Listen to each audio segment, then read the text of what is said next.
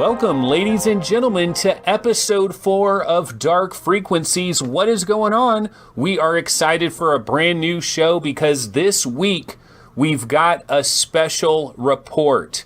Episode 4 was going to be based on runaway artificial intelligence, but we've decided to delay that episode. That is going to be episode 5, and instead we're going to cover what has been breaking news that has been going on behind the scenes. It's kind of weird, the reporting of this, because it almost seems a little bit earth-shattering in certain ways, but we're going to cover it from every known angle because there's also some mysterious things going on here. Could this be a false flag event? There's all different kinds of possibilities, and that's what we're going to be discussing today on Dark Frequencies. This, of course, episode 4, Disclosure. Now, before we get into the episode, there is one thing I do need to say to everybody out there. Please go ahead and subscribe. Subscribe to Dark Frequencies, hit the little bell, and make that happen so that way whenever we have an episode, in case we switch things up, which we were supposed to have an episode last week, we delayed it, well, this will notify you and let you know of our schedule and keep you up to date on all of that. All right, I am joined by Roots, reporting from Colorado, and he is in outer space right about now. Roots, what is going on?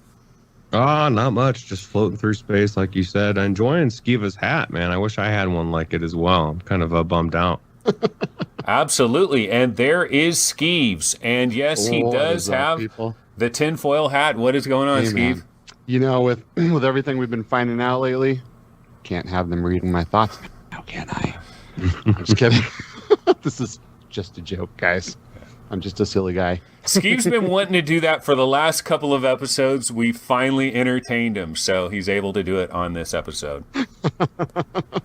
But yeah, guys, what we're going to get into today, that we've got a lot of things to cover. So we're going to go ahead and keep the chit-chat to a minimum, and we're just going to jump right into the meat of this episode. Because basically what we're talking about here, ladies and gentlemen, if you have not been interested in the UFO topic like I have, I've pretty much been interested in UFOs ever since I was a little kid, ever since I saw Close Encounters of the Third Kind and any other movies that E.T., extra-terrestrial. Then I would sometimes read little books about it. We're going to be talking about Tom DeLonge actually as well in this episode, and he mentions that when he was in junior high, he would go to the junior high library, he had to read books about something, and he found books on UFOs. And that's kind of similar to me as well.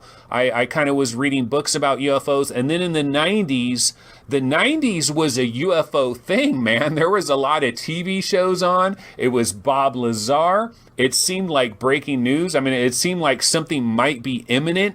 And then I got disinterested in UFOs, and the number one reason why I got disinterested is it seemed like it was going nowhere. It seemed like in my lifetime, this was never going to be revealed. So it seemed hopeless, right? So I just was like, F it. I'm not going to be interested in UFOs anymore, because whenever you got interested in the UFO topic, everybody would be like, yeah, this is the year something's going to happen. This is the year. No, dude, later this year, they're going to release this information. No, early next year, it's going to be the presidential campaign. They're going to talk about it this time.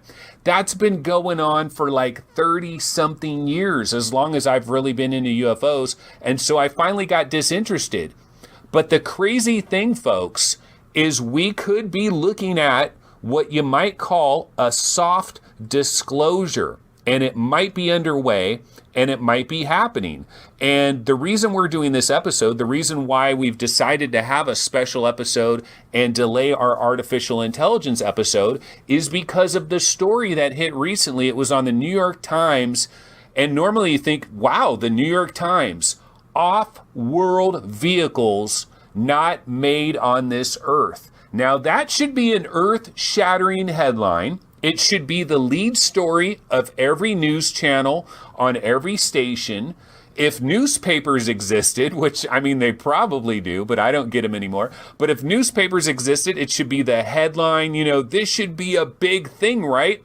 And it kind of is a big thing on Twitter and different places. People are raising eyebrows. People that have brushed aside the UFO topic their entire lives are starting to say, wait a minute, Pentagon? The Pentagon is releasing this stuff?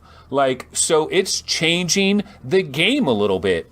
Why don't I go to Roots real quick? Roots, over these last couple of months, because I don't know that you wouldn't consider yourself like a UFO nut job, probably not as much as me and Skiva have been over our lives, yet you got to admit that there's been this continuing theme of these news releases happening, these videos coming out, and it seems like something is really underway, right?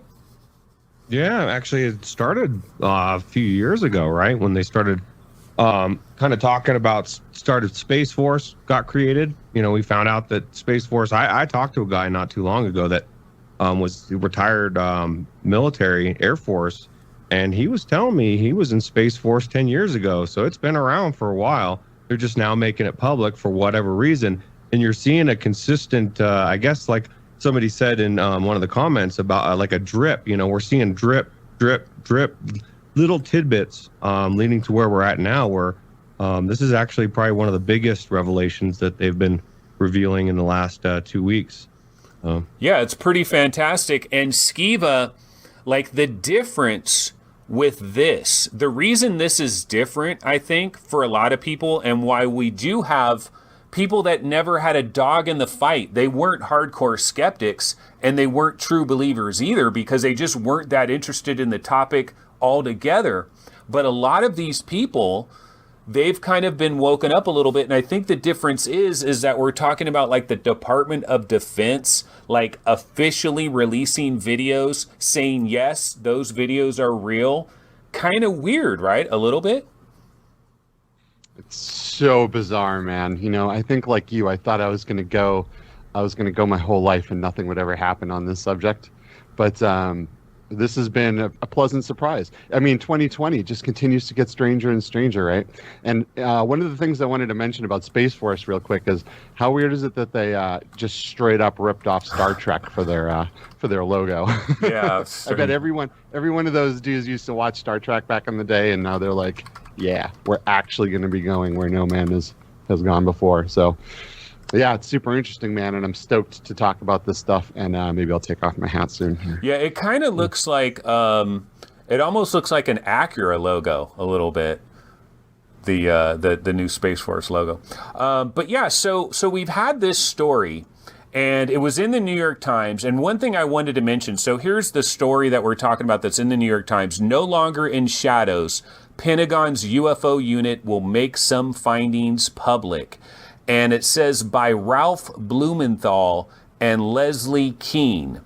And so all along here, one thing that I want to do with this as we're covering this is I want to be honest. I want to be upfront. Look, I am a UFO guy. I've actually seen a couple of UFOs in my lifetime. I'm not saying it's alien, but I saw some weird crap, right? And I'm kind of I guess I would put myself more in a believer camp than an apathetic or skeptic camp on this one. But at the same time, we have to be fair to this subject. And we have to, if there's something a little bit weird about some of this stuff, we have to recognize that. And so I wanted to talk about one of the authors of that article, because one of the authors, I recognized the name, Leslie Keene. I was like, there's something about that name that rings a bell. And it should ring a bell if you are a UFO enthusiast and have been a UFO enthusiast for a very long time, because Leslie Keene has been involved in the world of UFOs. In fact, there's a picture her with Luis Elizondo, which is one of the players that we're going to be talking about in this entire thing. There's a lot of interesting characters here.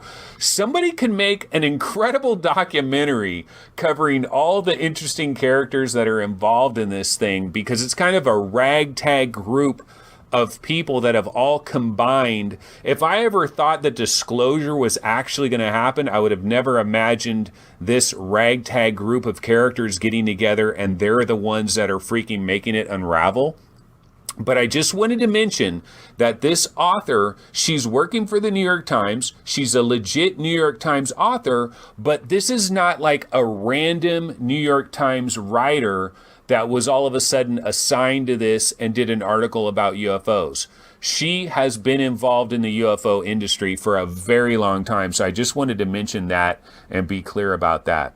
But one of the bombshells that basically came out in this article on the New York Times is a major quote, and the quote was given by astrophysicist Eric Davis. Okay, and so we got to be careful here, though. We can't just run off to the races and assume that all of this is 100% legit. We're going to cover this from all these angles. So Eric Davis claims that he briefed senators as recently as March of this year on materials recovered from off-world vehicles not made on this earth. And that's possibly a picture of some metamaterials where there's like 80 fine layers of materials within like 3 microns, supposedly materials that could not be recreated on planet Earth, supposedly, like they need to be manufactured in space or something like that. In fact, guess what? I've got a clip from Tom DeLonge that was on Joe Rogan where he talks about this exact subject here. And so I'm going to go ahead and run this clip real quick. It's really short. We'll check it out and then we'll be right back. So let me go ahead and grab this Tom DeLonge clip. Tom DeLonge on these metamaterials. Civilizations that have been coming here forever. That's why it's all in all the ancient fucking scripts and texts and carved into rocks and all that shit. But trying to figure it out, trying to connect the dots and looking at debris that they probably still have in a warehouse going, we have no fucking clue how to make this or back engineer this stuff. I mean, there's a piece of metal from a crash that I've seen, and I've seen the science on it, and it's atomically aligned, and it's layered in like 80 layers within just a few microns of purities of metal that aren't even in our solar system, and they think it needs to be made in an area where there's no gravity. So number one, it has to be made in space. Number two, even if we were to create a machine that can potentially do some of this stuff, 3D printing layers of different metals of obscene purities, it would cost hundreds and hundreds of millions of dollars. These are extraordinarily... Yeah, so that is the clip of Tom DeLonge, and he's also a very interesting character that is in this whole entire phenomenon.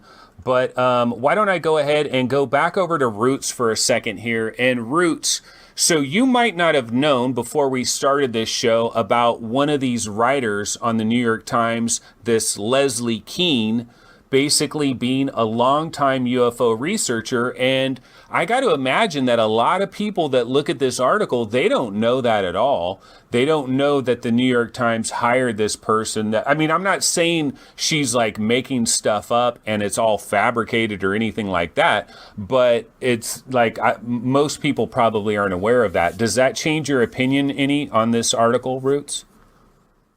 Well, timing changes my opinion in general, just because it's an election year. And I was going back, and there was articles from 2016 about scientific evidence that ET has engaged mankind, and stuff about Barack Obama is going to reveal different stuff, and Hillary's going to reveal this, and we're now in another election cycle. That would make me believe it's a little weird, but yeah, I mean, if you were going to write an article, you'd want to have somebody that has knowledge on the UFO, so that would make sense in general. But it is a little bizarre. I would agree. Skiva, what about you?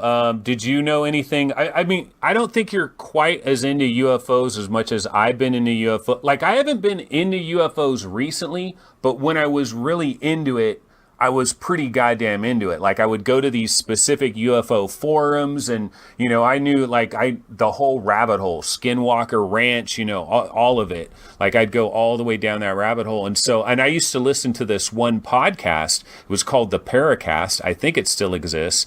A lot of commercials. It's very annoying to listen to unless you pay the extra money to get the commercial free version. But I would hear about these different researchers. Were you aware that Leslie Kean, the writer, one of the writers involved on this, is like kind of a UFO person, long time? So there's a lot of stuff I wasn't aware of in general. I was not aware of that before researching all of this stuff. I wasn't aware of who most of these people were and their involvements in a lot of this stuff. And it's all been super fascinating to see what these people are doing. Like Eric W. Davis, for example, this dude he's a PhD in astrophysics, right? This guy is a smart guy. You know, he has worked on so many books. He has forwards in so many books. I mean, the list goes on forever. This dude is really, really smart. There's a lot of players in this that have very interesting pasts that I can't wait to get into. Yeah, well, speaking of Eric Davis, actually, I have a little clip that's running right now that I think features some stuff from Eric Davis. You can see here, written by Dr. Eric Davis, talking about negative energy, wormholes, and all these different things. Eric W. Davis, PhD. He's an astrophysicist, worked with a company called Earth Tech. But even before that, here's an interesting thing. So I mentioned Skinwalker Ranch, which is this mysterious place in Utah where a lot of weird, crazy stuff was going on. And a billionaire by the name of Robert Bigelow, who is absolutely fascinated by this topic, he purchased this ranch and he set up a team of scientists called NIDS, National Institute for Discovery Sciences, and basically brought in all these different scientific specialists to live on Skinwalker Ranch and to basically work there and report all kinds of anomalous activities. And Eric Davis worked for NIDS. He was one of those guys that was there on Skinwalker Ranch. Then later, that's why I'm saying this is very incestual. All these people keep reappearing in different places. Now, I'm not saying it discredits the whole thing at all. These are people that are interested in this. How many astrophysicists are out there in the world that will actually take some of this stuff seriously? A lot of them won't. And so if Bigelow is setting up a group and creating a group, he's going to look for people that have an interest in this stuff and take it seriously. And so there's a limited number of those people. But I found that interesting as well, that he happened to work with NIDS. But I have a clip from Eric Davis where he talks about this off-world thing, and he talks about whether or not it could basically be, whether this could be like Russian or Chinese. Could this be from a foreign government? Is that's what's going on here? So let me go ahead and grab this clip. This is Eric Davis talking on the Basement Office podcast, which is another great podcast. Be sure to check that one out. Here we go. I'm an astrophysicist, and up until this week, I was the chief science officer at Earth Tech International Incorporated. I worked for a period of time as an outside independent contractor to the Air Force Research Laboratory at Edwards Air Force Base. I'm moving on to a new job with the Aerospace Corporation in Huntsville, Alabama.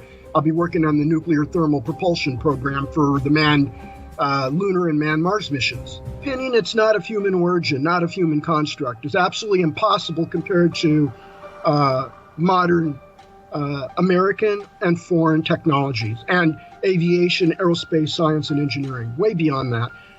We investigated all that. We advised the ATIP program director on the encounter data, the witness reports, and so forth and so on.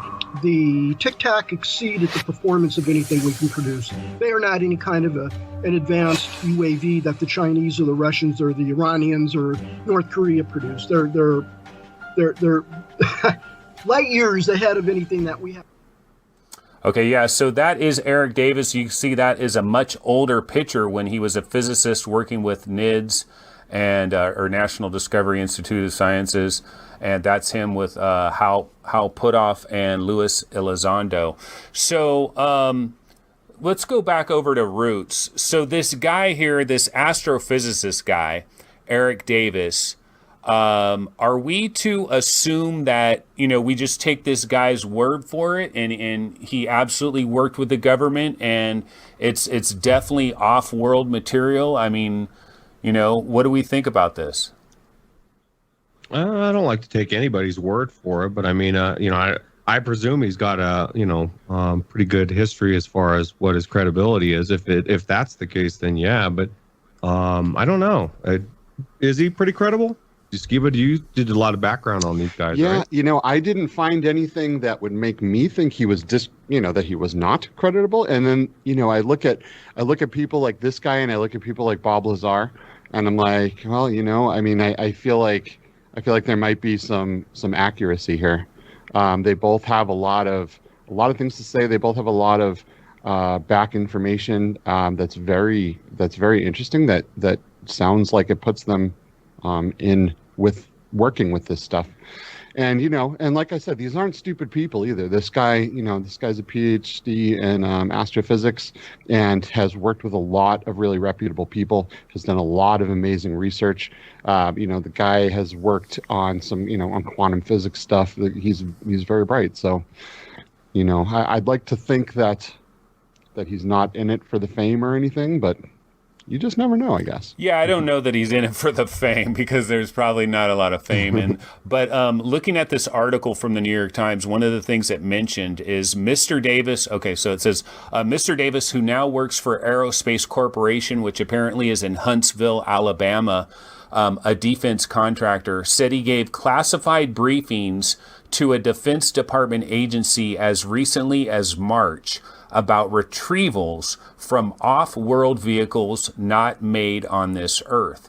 So the thing is, he's saying, look, he gave briefings as recently as March to the Defense Department agency. So if he was lying about this, and he was lying about this in the New York Times, like, wouldn't the Defense Department agency say, wait a minute, this is a bunch of bullshit? Apparently, he also says that he gave classified briefings on retrievals of unexplained objects to staff members of the Senate Armed Service Committee on October 21st, 2019, and to staff members of the Senate Intelligence Committee 2 days later. So that is Eric Davis. So he is one of these guys that is involved in this entire mystery here. And he does have some connections. Like I've seen some videos of To the Stars Academy, and Eric Davis shows up in the background working with Hal Puthoff. And again, it's like this incestual thing where everybody's mingling with everybody. Doesn't necessarily mean there's some kind of ulterior motive going on here, but it does make it interesting nonetheless. Now, Skiba, one of the things that we wanted to talk about today as we go through this is we wanted to talk about To the Stars Academy. And so that goes back to Tom DeLonge, right? Which is Tom DeLonge, the founder of Blink 182, and all of a sudden, Mr. UFO guy. Like, what is going on here? Yeah. So why don't you give us a little bit of a breakdown on what To the Stars Academy is all about? So this really blew my mind. So there is a company called To the Stars Academy with some really wild people at the in the background here. So we got Tom DeLonge from Blink 182. He's one of the co-founders of this company. He's the co-author of 12 books. He is all about the unidentified aerial phenomena, or UFO, as most people know it. He's been consulting for the company is consulting that this company that To the Stars Academy is now consulting for the research arm of the Pentagon, the CIA, the Department of Defense, Lockheed Martin. So there's a lot of legit companies that these guys are working with. Well, not companies, just parts of the government. We have some people like Dr. Hal Puthoff, who you just mentioned, who is a PhD. He's a co-founder and a board member of to the Stars Academy. He is an advisor to NASA, to the Department of Defense, and to the intelligence community on leading edge technical and future technical trends. He's a patent holder in lasers, communication, and energy fields. So the guy is quite smart. He works with a lot of agencies that would be involved in this stuff, which is pretty wild. We got a gentleman named Jim Semivan. A lot of these people have weird names. Also a co-founder of To the Stars, a board member, and he's the VP of operations. He spent 25 years as the operations officer for the Central Intelligence Agency. So the intelligence community, consultants for training and leadership, CIA tradecraft, countering weapons of mass destruction. Like, these people are all very much involved with the government, very much involved with the departments of the government that would be investigating a lot of this stuff, which has really, really been blowing my mind. We have J. Christopher Miser, who is a board member. He's a private equity expert and a co-founder. So I think he's part of the money backing of a lot of this. We have some executives. For example, Steve Justice. Steve Justice is the chief operations officer for To the Stars. He is the director of the aerospace division. And this guy, he is a director for integrated systems at Lockheed Martin Aeronautics Company. Lockheed Martin is a company who works on weapons and government government contracts with and anything from aerospace to bombs. So they're a pretty big company, and they do a lot of work with the government, which I thought was super, super wild. We have Luis Elizondo, who we've seen quite a bit in these clips. This guy, he's the director. He's the of government programs and services for to the I keep wanting to say To the Top, the VR game, but To the Stars, so To the Stars Academy. He is a career intelligence officer with the U.S. Army, the Department of Defense, the National Counterintelligence Executive, and the Office of the Director of National Intelligence. So, these guys aren't, just UFO enthusiasts that really want to make this stuff work. These so far are all people that work with the government, with a lot of credible, well, it's up to you if you think they're credible, organizations of the government, different parts, the CIA, stuff like that. It's really amazing that all of these people are getting together, and they are forming this company, and they are dedicated to figuring out and finding out all the secrets of this UFO stuff. An interesting thing that an interesting person in this is Carrie Delonge. She, I guess her job is the chief content officer and the president of the entertainment division. Now, I thought this was really, really weird, right? That they have an entertainment division as part of this company. So not only are they marketing, or not only are they going out and they're researching all of this stuff and finding these materials and trying to figure out where these off-world crafts are, and but we have this person coming in who their job is to communicate, from what I've seen, communicate the findings and store in ways of like stories and stuff. So they're going to be doing some intellectual properties that are Skiva. Focused in. Skiva, hold on one second right there, because you're actually at a real interesting part. And here is the Secret Machines. These are some of the entertainment properties that they're going to be doing, some of the TV shows and interactive, like books, comic books, whatever, trying to do the whole multimedia thing. And I have a clip that is Tom DeLonge and Luis Elizondo, and they are promoting one of these Secret Machine books. and it's a very short clip, but they're talking about it, and it is kind of interesting. Let me go ahead and grab this clip, and you guys can check it out real quick, and then we'll continue on that, because he's talking actually about making franchises off some of these books and features. So let's go ahead and check this out. Everybody, my name's Tom DeLong, and over here you have Luis Elizondo, but we go by Lou. Welcome. Bob, Bill, Joe, I'm not sensitive. Well, AJ couldn't be here today, the author, but the hurricane is ravaging the East Coast. But he will be calling in. I wanted to say thank you for everyone that is slowly coming on and tuning in to our little live event.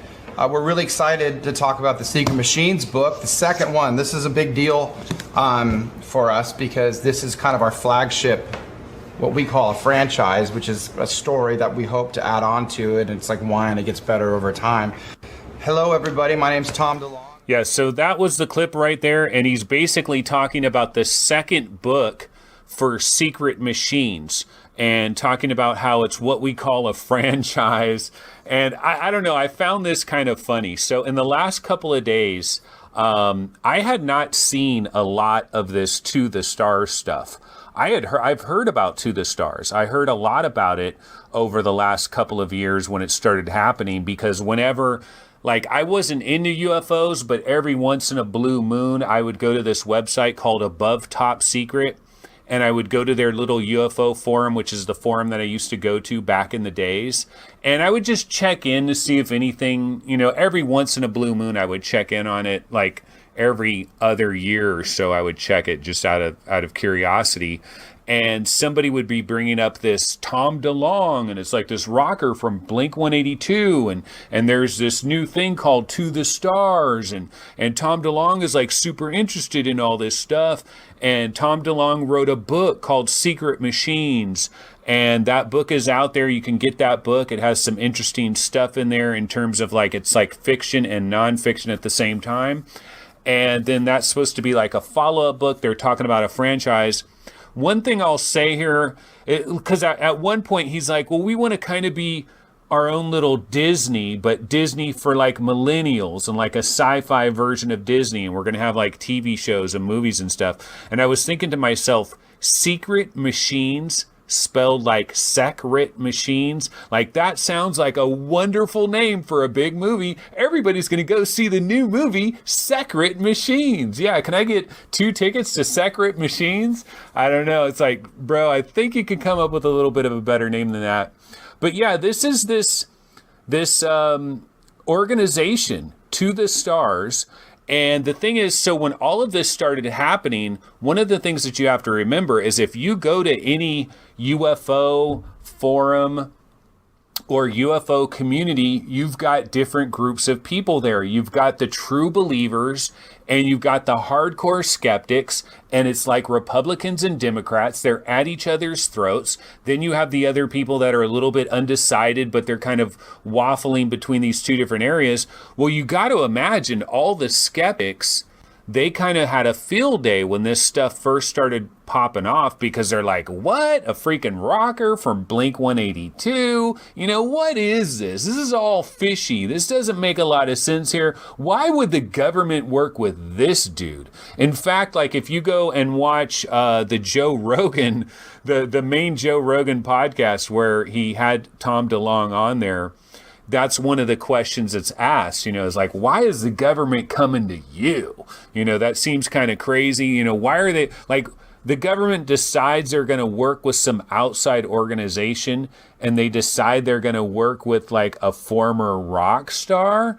Kind of weird. Well, this guy was able to pull together, though, all of these people. You know what I mean? Like, this dude, obviously, everyone wants to hang out with a rock star, right? So he was able to get together all of these people that work with the government and really make something cool happen here.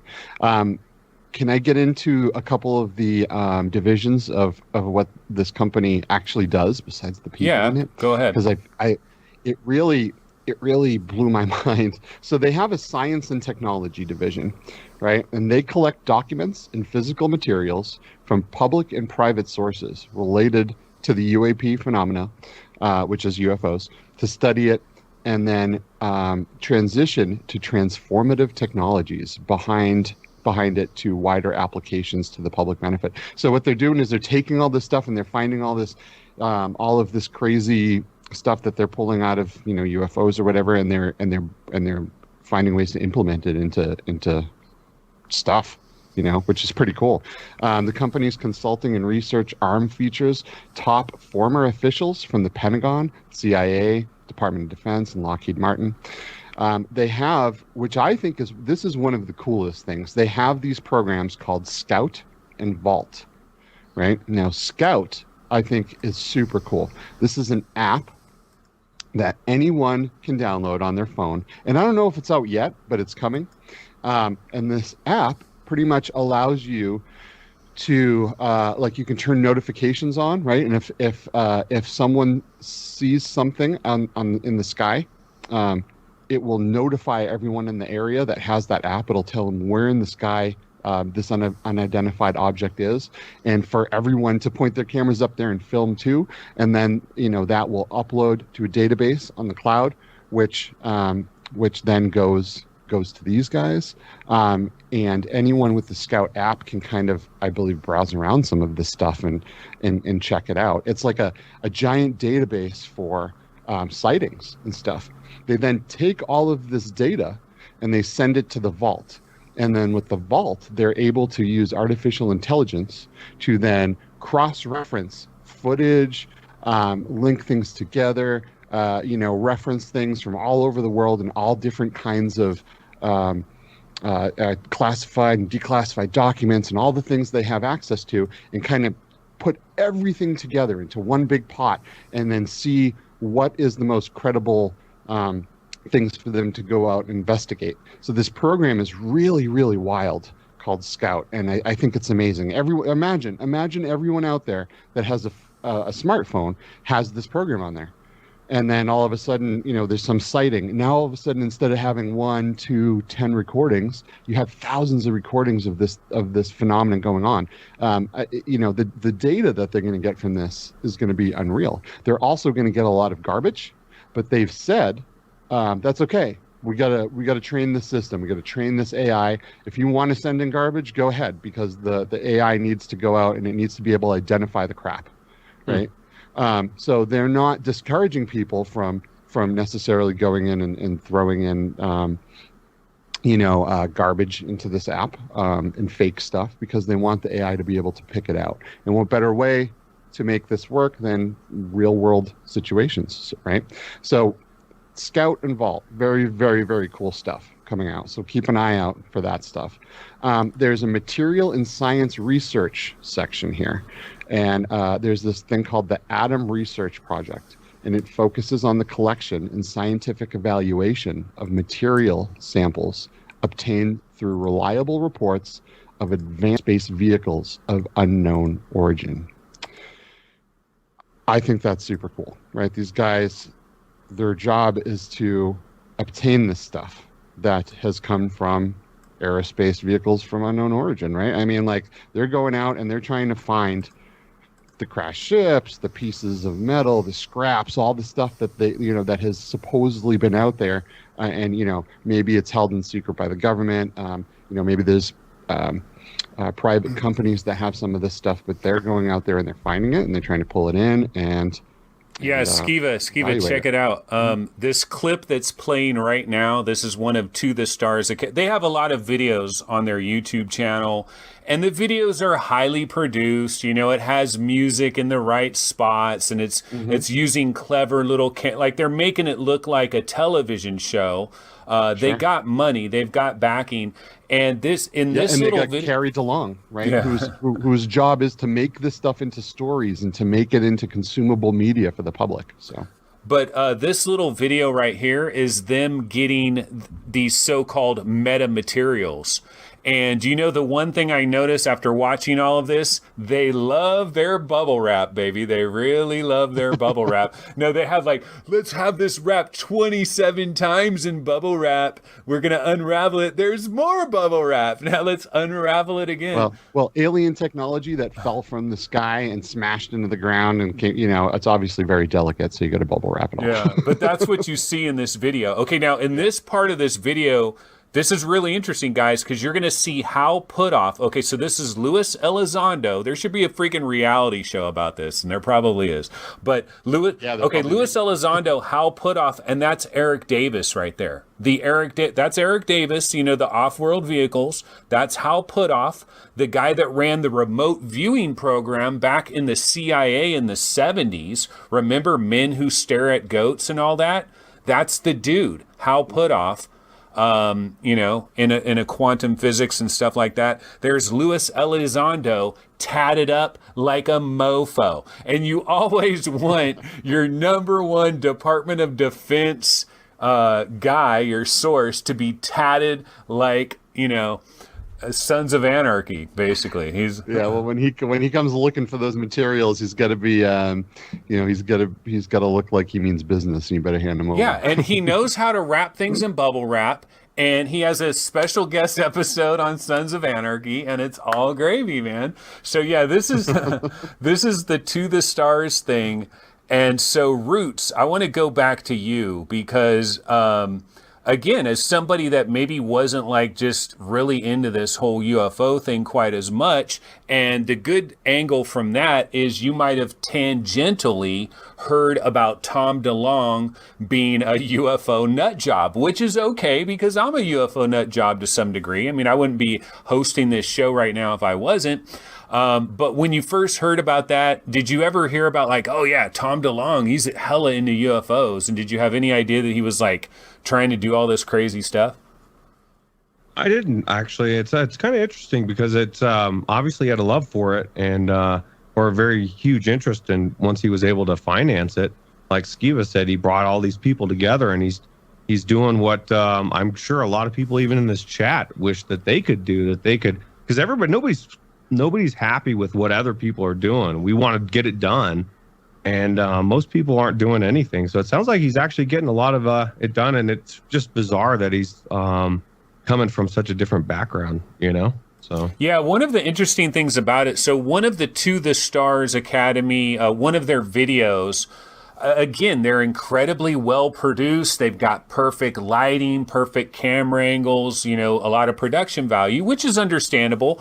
But the downside of that is you could have kind of a rinky-dink organization that you could make look way the F better than it really is by having clever editing and things like that. But the one thing I'll say is I kind of like didn't really take To the Stars and all this that seriously, but actually taking time looking into this, finding the people that are involved in this, like all the different people that are in there, they're not necessarily like weirdos and stuff. Like these are some legit people that they have. I don't know about the Luis Elizondo guy. I don't really know about him, but like how put off, like if you look at his history, like he's been involved in some legit stuff over the years. And some of the other people that they have like were really involved in a lot of like skunk works and all of that. So well, that's what makes this all so interesting, right? Is the people that are coming together to do this. Like you said, they're not your stereotypical UFO weirdos. These are people, you know, working for the government. These are people working with the CIA, and this is serious. This is a serious thing. Yeah, absolutely.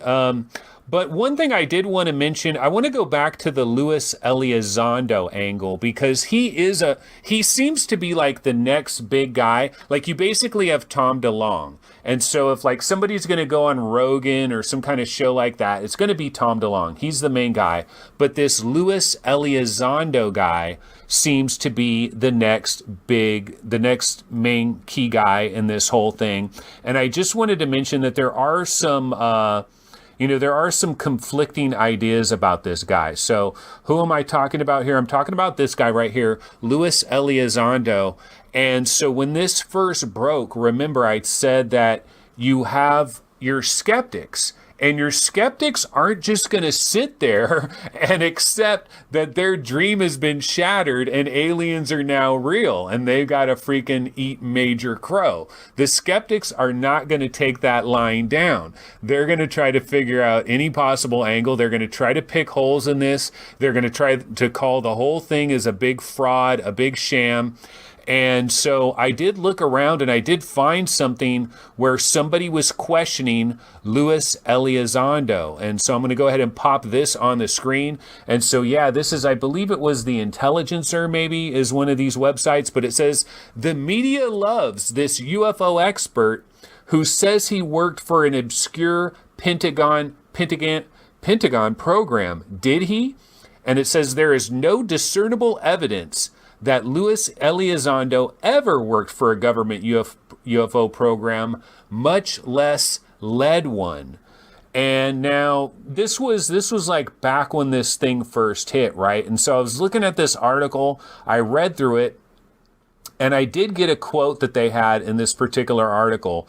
And so there is this quote, which is supposedly from Pentagon spokesperson Christopher Sherwood. And he says, Mr. Elizondo had no responsibilities with regard to the ATIP program while he worked in OUSDI up until he resigned effectively October 4th, 2017, which apparently like 3 or 4 days after he resigned, he joined To the Stars. So there is that. Now, here's the thing. Luis Elizondo, you can watch other videos, and he actually responds to this, and he basically says it's kind of a misunderstanding. Anyway, you have to get into the weeds there. But what I'm trying to say here is that not everybody fully believes this narrative 100%. Some people think this Luis Elizondo guy, like some people think the whole thing is kind of a bunch of bullshit, really. Like this guy supposedly was like a spy his whole life, and he's like doing this UFO thing, but he's a spy? Like, why do you have a spy as the head of advanced aerospace, whatever it's called, ATIP? Why do you have a spy at the head of that? That seems kind of unusual. Skiva, do you have any comments on that? It is kind of wild, right? But I don't think it's any crazier than a lot of the other people that are working on this stuff. There's a lot of people here that let's say this one guy isn't 100% as qualified maybe as the rest. Look at these people that are involved in this. I mean, it's absolutely mind-bending. I don't know. That's my 2 cents. Yeah. Roots, any other comments about the whole Tom DeLonge thing, To the Stars? I mean, look, you can go either way, right? I mean, it is kind of impressive, some of the people that they have. They don't just have like Joe Schmo off the street working for this group. They've got some pretty impressive people. And the one thing I'll say about Tom DeLonge, dude is all in. Like maybe he's being used, maybe he's being manipulated by the U.S. government for whatever their purposes are, but dude is all in. Like Tom DeLonge ain't trying to scam nobody. Like he truly effing believes in this, and he's putting a lot of his own money into this thing. Roots, any thoughts? I think it's bizarre, but the spy thing, I think that alone there's a lot of incestuous stuff that goes in the government. And like Mepper was saying, as the CIA, and they've been lying to us about so many things. So just the fact that somebody that is in that position in there, to me, it's a red flag. I mean, it doesn't mean that it's not legit. It just means it, like you said, why, so odd person to have in that position. Yeah, I mean, I'm still torn on the whole thing, but you know what? So what we wanted to talk about today is this idea of disclosure potentially happening. So this is bigger than To the Stars. It's bigger than Luis Elizondo. It's bigger than Tom DeLonge. There's something interesting going on, because I'm telling you, there are UFO researchers that maybe died a couple of years ago that are rolling over in their grave over this stuff, because they would have dreamed of a day when the Department of Defense would say anything like confirming even close to UFOs. Like there is some weirdness here from the standpoint that this isn't on every news show. Like the day when this broke, I remember the Friday, and why do stories like this always break on like a Friday or a Thursday, and then it ends up getting buried over, because you have a weekend. It's almost like it's deliberate. It's like if you want to have a story that gets mainstream traction, bring it out on Tuesday so people can talk about it on Wednesday and they can talk about it on Thursday. You release a story late on Thursday or on a Friday, but I thought that was kind of weird. But Skiva, go ahead. I don't think they want this to get a lot of attention, right? I mean, look at the timing of all this. You know, we have the COVID stuff. You know, we have riots in the streets, Black Lives Matter, all of this stuff that's going on full throttle right now. And this is when all of this, you know, they're like, hey, you know, this is the perfect time to just start slipping out information. It's bizarre. It's the timing of all of this is super bizarre. And I feel like there's a lot of reasons why this could be. And I don't want to start naming them off yet. I'm sure we'll start talking about them. Yeah, well, actually, why don't let's get into this angle. One thing I haven't mentioned yet is Marco Rubio.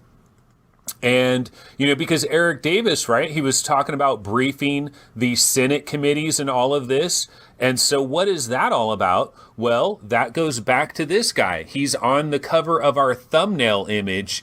And this adds to this overall just weirdo situation that we got going on here, because Marco Rubio is, okay, so he's a Florida state senator, right?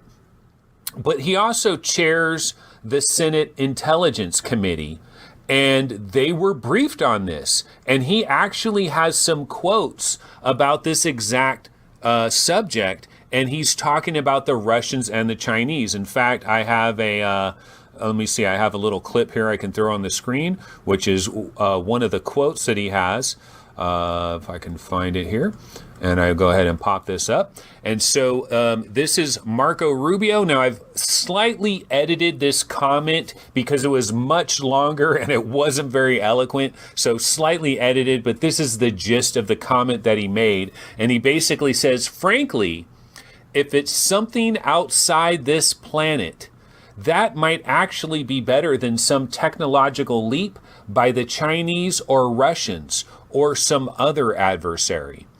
And so then we get into this thing right here. And so Roots, the Chinese, the Russians, the North Koreans, what about this? Is there any possibility that this technology that they're talking about could be some kind of breakthrough technology that one of these other countries, I mean, we think everything has to happen in the United States.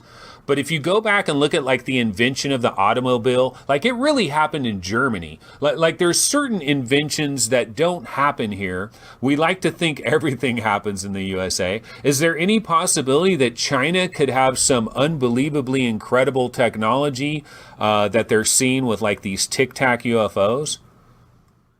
Absolutely. I mean, that's what a lot of the UFO sightings over time have been, right? Have been us seeing stuff that our own government was testing or using. Why we can't assume that the Chinese or the Russian aren't doing stuff with their technology. There's probably a good chance of it, you know? They've been dumping tons of money into their research, and who knows what the hell they're doing right now. Skiva, what do you think about that? Do you think it's possible Russian, Chinese, or any other? Of course it's possible. But my question would be then, where did these people get this technology? You know, where did the Chinese develop the technology for anti-gravity vehicles, for flying Tic Tacs, if you will, right? Where would the Russians get this stuff? So, I mean, I'm sure there's obviously a lot of people working on all this stuff all the time, but I find that it's a little bit more believable that maybe something was recovered somewhere, and that it was reverse engineered to make some of this stuff happen. And I think that's an extremely good possibility. And, you know, maybe one of the possibilities of why all this stuff is coming up.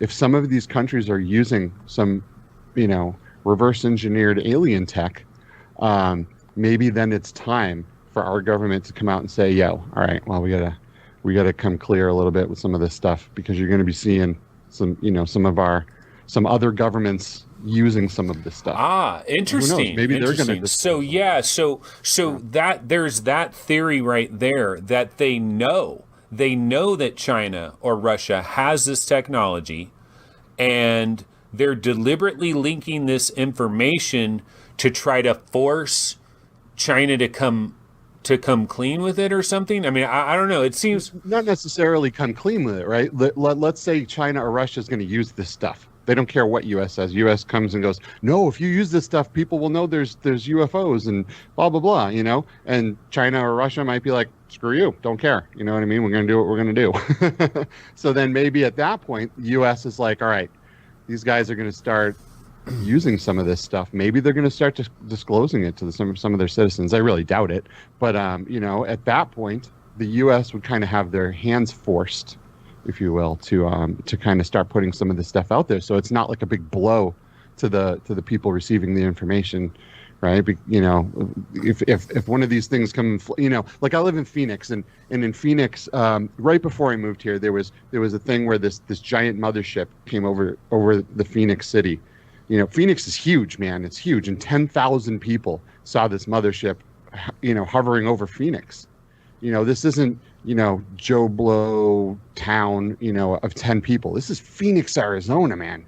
You know, and there's this giant UFO hovering over the city. So, you know, I mean, I think there's going to be a time here where things are going to have to start getting some answers, and the U.S. isn't a kind necessarily that can shut up all the rest of the countries, right? I mean, if China's going to put something out, or they're going to use something that they shouldn't because they feel it's time, then the U.S. has to be able to say, well, all right, and then we have to start bringing some of this information out little by little, so it kind of, you know, matches up, I guess. Yeah, it's interesting that you mentioned that, actually, because there is a rumor. I'm going to try to look it up real quick here. Russian Prime Minister disclosure UFO, because there's a rumor that the Russian Prime Minister said something about that the U.S. Maybe a former Russian Prime Minister said that the USA needs to disclose UFOs very soon, or we're going to do it. But that was on like a UFO rumor type website, so I don't know how seriously to take that. But. Well, you know, and if you look at a lot of this footage that keeps coming out, right? It's fighter jets and stuff like that locking on to some of these UFOs and chasing them around. Now, let me ask you a question: if China or Russia, you know, if they had planes up there, or you know, and they happened to see and were able to chase a UFO and lock onto it, don't you think it's a pretty good chance that China or Russia would shoot the thing down, or at least try to, you know, and then recover what they found? I mean, you know, I think the U.S. would probably do the same thing too. But I mean, these are countries that don't have the best morals when it comes to some of these things. You know what I mean? So I feel like if we're tracking these things and we're following them around in jet fighters, chances are that, you know, these vehicles aren't just coming over to the U.S. They're exploring the whole planet, right? Why would they just come over and hang out over here at the United States? I'm sure it's all over the place. You know, we've seen UFO sightings all over the world. And if, you know, something crashed somewhere or was shot down somewhere, how long is it going to be until that technology starts getting used and you have to say something, because it's going to be blatantly obvious that it didn't come from us? Yeah, that's an interesting angle. And, you know, this video that we have on the screen right now, this is what was called the Go Fast clip, which was basically like this drone type thing that was flying over the water. And you can see here, this is the Raytheon advanced targeting forward-looking infrared camera that they have attached to like the F-18 jets. And at the very beginning of this clip, it tries to lock onto the object, can't do it. Tries again, can't do it. And then like the third or fourth time, it actually does lock on. And you can hear, like, this is it right here. It tries to lock on, didn't lock on. Moves, tries to lock on again, missed it again. Moves, tries to lock on, missed again, and then bam, now it's locked. And then you can hear the guys talk about, yeah, we got it, it's locked on, it's locked on. And they're like laughing and giggling and like, oh my God, what is this thing? How fast is it flying? But if we go over here, this is that actual advanced targeting forward-looking infrared, ATF LIR, made by Raytheon Technologies. Of course, you want to talk about millions and billions of dollars. But yeah, this is, I guess they're putting it to good use. Right, Raytheon, and as far as I know, Raytheon and the other company that these people are involved in, what was that company called? Lockheed Martin, right? These people do the same stuff.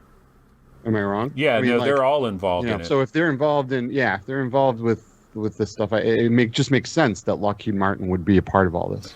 Roots, why don't I go to you real quick? And one of the things that I've heard from a lot of skeptics, because as we start to get all this information, you do have skeptical people that are like, they're starting to scratch their arms a little bit. Their upper lip is getting a little bit sweaty. They're starting to worry a little bit because it's very hard to sweep a lot of this stuff under the rug. I mean, we're seeing video that was either you got to believe, like if you really want to believe that there isn't something that's coming to our planet, whether it's interdimensional, whether it's ultra-terrestrial. This does not have to be extraterrestrial, by the way. And we're going to talk about that. There's such a thing as ultra-terrestrial. There's also interdimensional. But if something's coming and the Pentagon is releasing videos on this and they're saying, yeah, this is our video. Yes, it's a physical thing that was moving through the sky at incredible speeds. How do you deal with that if you're a skeptic? Well, a lot of skeptics are going with this idea. They're saying that the military-industrial complex, which is something that Skiva was just talking about, that Aerojet, Aerospace, Raytheon, all these different companies that are working on these types of things. You got the military-industrial complex, and if we don't have a proper boogeyman, then you don't get trillions upon trillions of dollars in the budget every year. Now that we have Marco Rubio, he's questioning whether the Russian or Chinese. Like, I hope Russians and Chinese don't have this. I hope it is some alien thing, because that would worry us more. So are they like gearing it up? Are they oiling it up for those trillions of dollars to pour into Raytheon and everybody so they can deal with this advanced alien threat? Well, that makes sense. I mean, in some respect, they do, the government is notorious for having that empty hole that they say money goes towards. NASA was that hole for so many years. We kind of lost faith in NASA for the most part. Space Force comes out, and now they're starting to drum up this threat. And I thought it's interesting. I found a couple of articles recently about viruses from space. And they're kind of theorizing, which kind of freaks me out, because it kind of I could totally see that this whole new virus from space, and people afraid of the COVID. Imagine if something was from space. But I'm seeing several articles that are kind of intimating that. And what better way to get funding than to have a boogeyman, especially one that we feel like, because we're right now, if you said aliens are coming from outer space, we got to redo everything, right? Like, everything we have is no longer viable. We have to just start spending tons of money to build all sorts of shit. So, and we got plenty of money to burn, right? Okay, Skiva, let me go to you really quick though. This idea that we need a new boogeyman, and so that's what this is all about. It's the military-industrial complex. They need trillions upon trillions. They need a new boogeyman. So now it's time for the new alien boogeyman.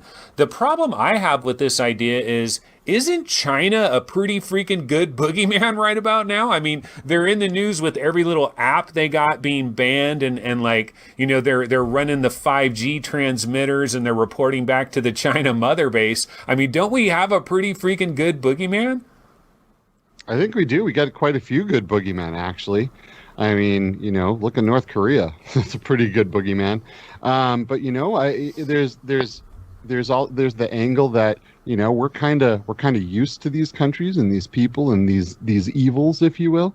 And if you want to do some distracting and you want to funnel money a certain way, then maybe you bring in something new and exciting that people will be like, yeah, spend money on that because that's awesome. Well, UFOs, but also maybe it's something to do with like the younger generation, because the younger generation that is really, they're really into social media and everything.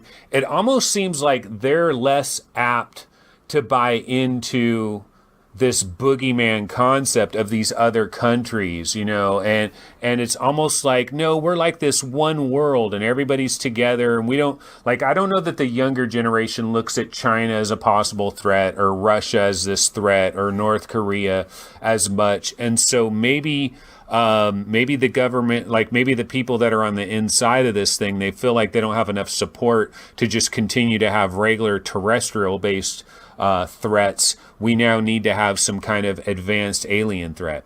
Could be a possibility. But let's get into a different little subject here for a second. So we always talk about extraterrestrial. And of course, well, one quick rant I have to do though, just because it popped into my head. This drives me crazy every time I hear this. I'm sure there's people that are in chat right now. I guarantee you we've got a couple of skeptics in chat that don't believe any of this, but they're fans of maybe one of our VR shows, so they like to tune in every once in a while and just see what the hell we're talking about, right? And I bet you one of these skeptics will say that the first thing that they always say, like this is this is Neil deGrasse Tyson, anybody like that. The first thing that they say is, the distance is just too great. It's just too great. No one can come here from out there. It's just too far. You don't get it, simpleton. You don't get how far these distances are. You know, that's basically what like Neil deGrasse Tyson and all these people will go to, right? And I want to reach through the internet. Will they though? Huh? I don't know if they will because quantum physics is starting to pull through some really interesting stuff. You know, they've been able to teleport, electrons from place to place. They've been able to remote control electrons over vast distances that should be impossible. There's a lot of things that we don't understand that work.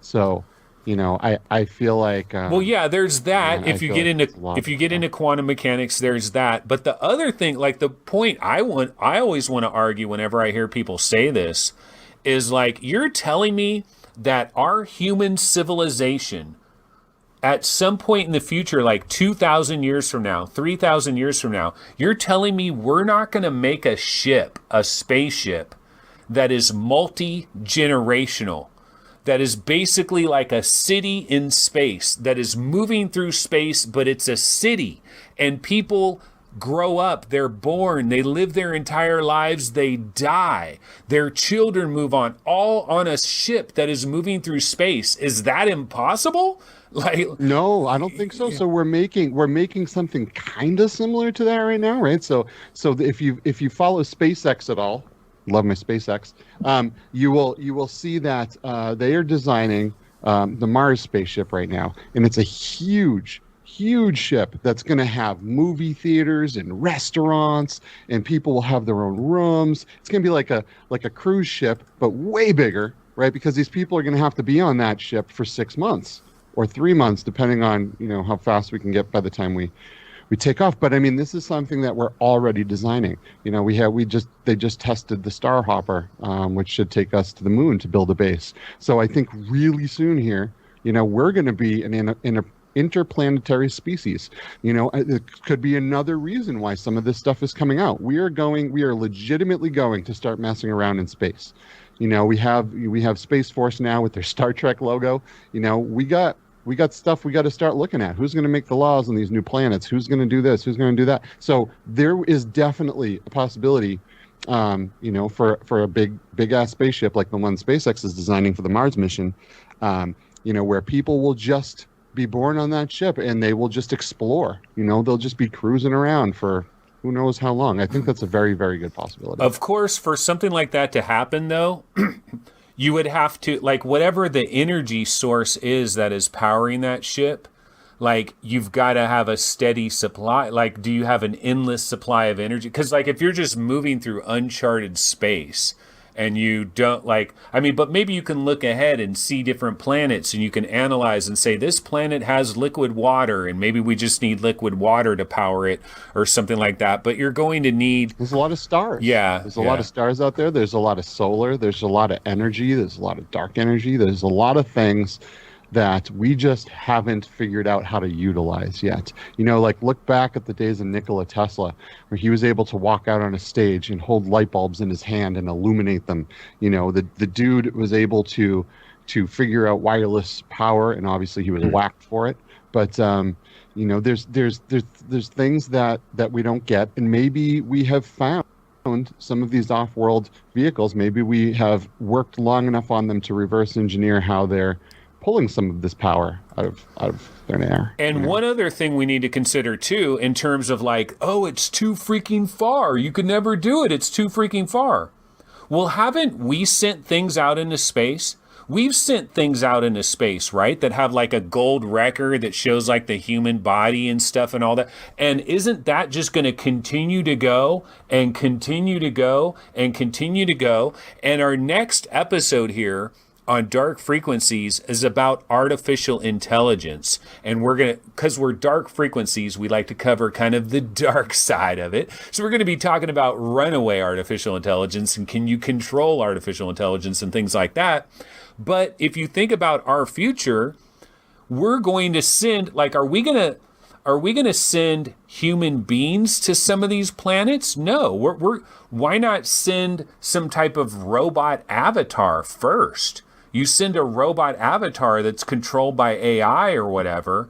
You could have self-replicating AI. Like there's some kind of thought experiment here where you create a self-replicating AI where it could land on a planet. It creates multiple ships. Those move out. They create multiple ships. Those move out. I've seen videos on this. I don't have the exact stuff in front of me here, but the idea is that an advanced civilization at a certain level would basically be able to send these probes across the galaxy, you know, exponentially. They would just multiply by billions and they'd be everywhere.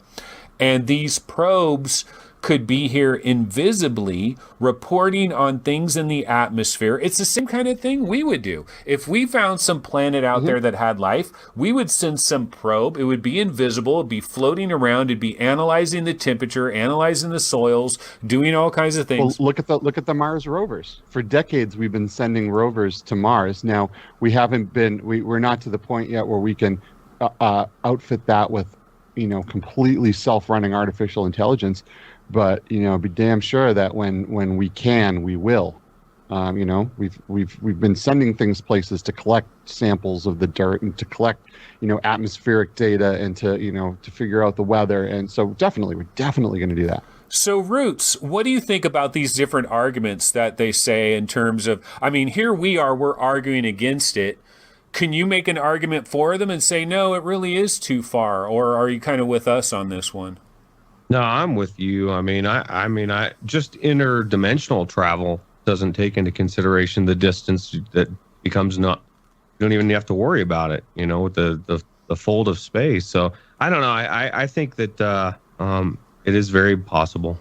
Well, you know, you just brought that point up, interdimensional. So, like, we're so focused on extraterrestrial. We're so focused that these are aliens coming from some Zeta Reticuli or something like that.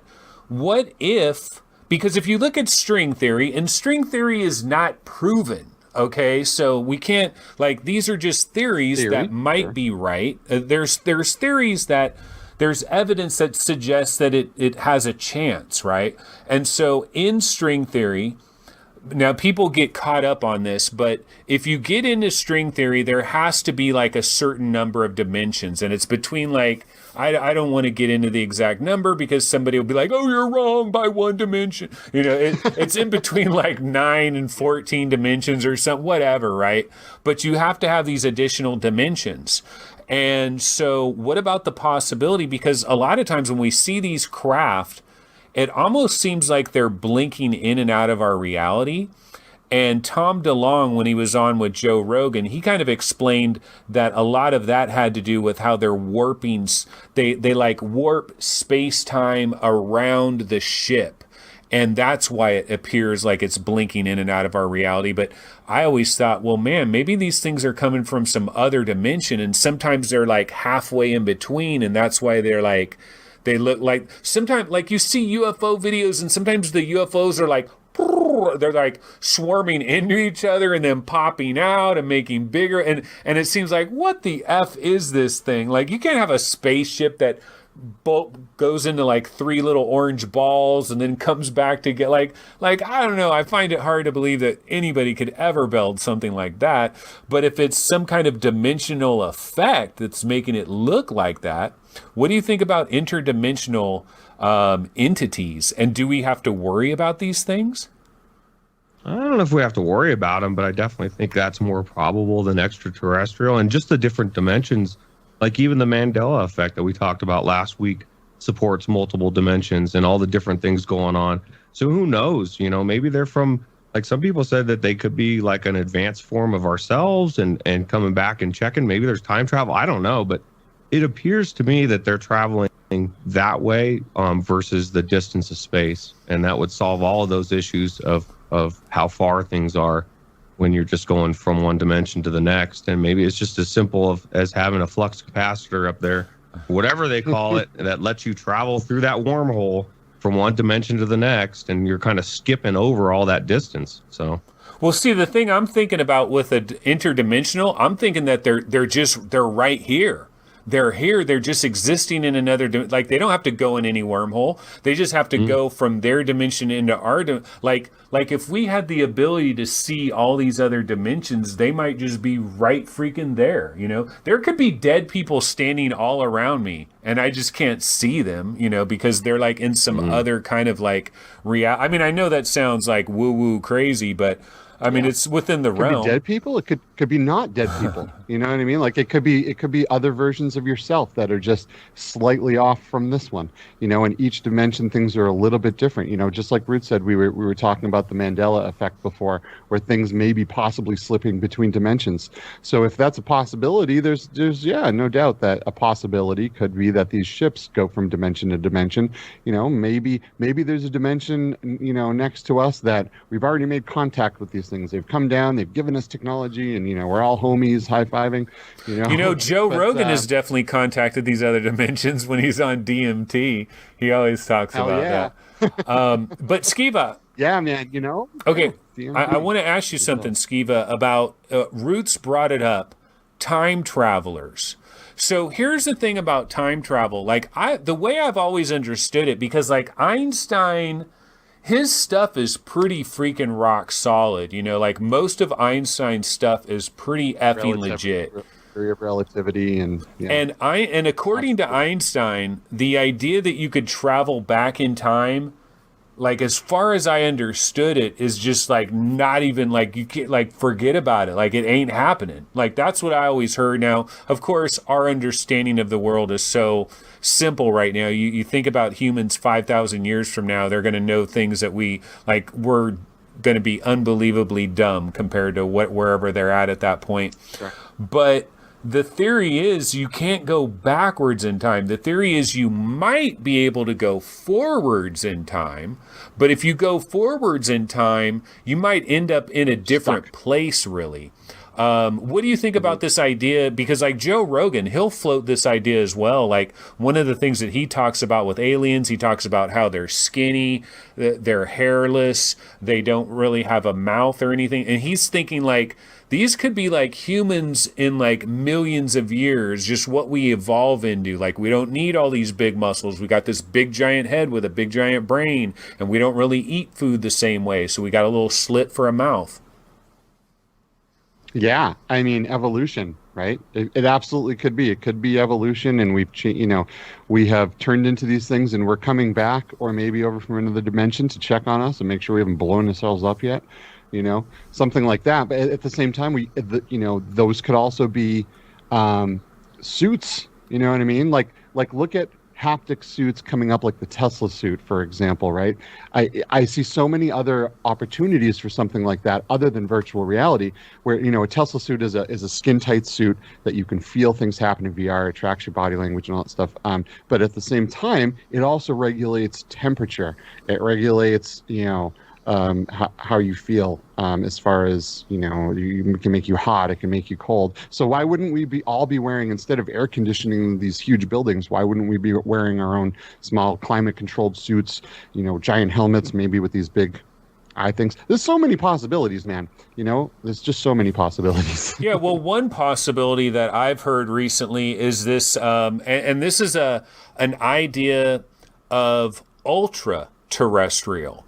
And so what is ultra-terrestrial? It's kind of weird that this idea gets almost no love whatsoever, but like if you go to Occam's razor, this might be the best one of them all. And so basically ultra-terrestrial basically means this: there's some other thing that lives on Earth, we just aren't aware of it, but now we're seeing little bits and pieces of it. So the idea is that now these things don't necessarily need to be human, but maybe they are. They could be human possibly.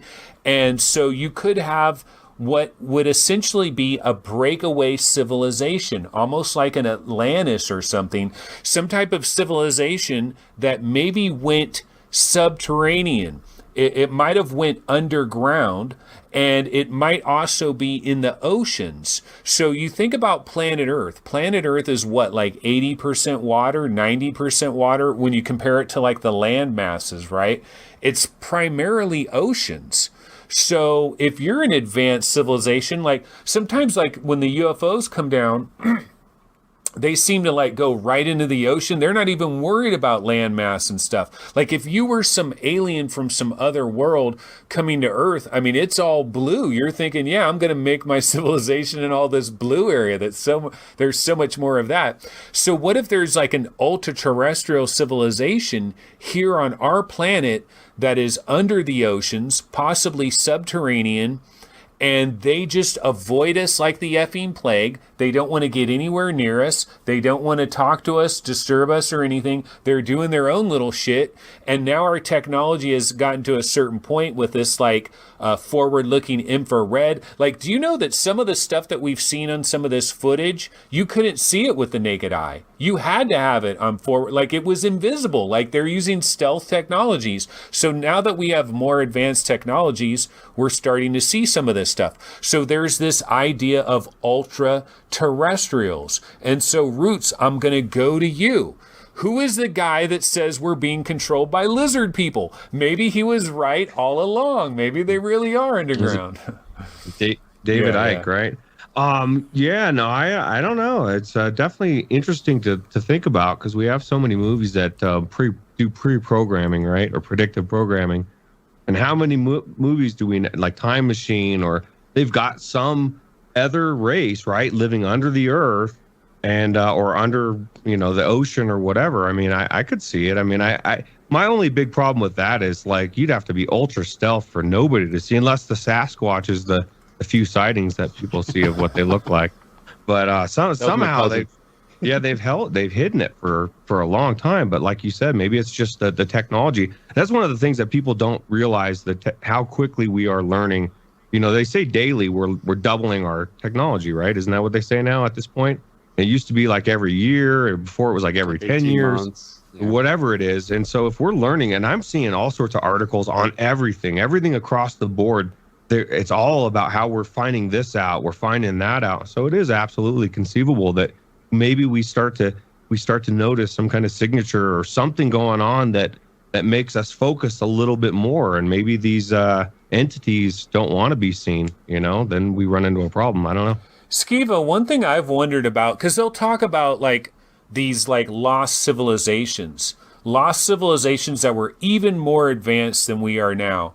And the problem I have with that is, where are their freaking plasma TVs and stuff? Like we should be digging through the ground, man, and we should be finding iPhones and tablets, bro, I don't know, man. I don't necessarily agree with that. I feel like just because they were advanced doesn't mean they were consumers. They might have, this is a huge rabbit hole that I feel like I got to be really careful, because I could stick on this for a while. But there's a lot of stuff out there that says, hey, maybe the ancient Egyptians used the pyramids as a power source, and maybe the Mayans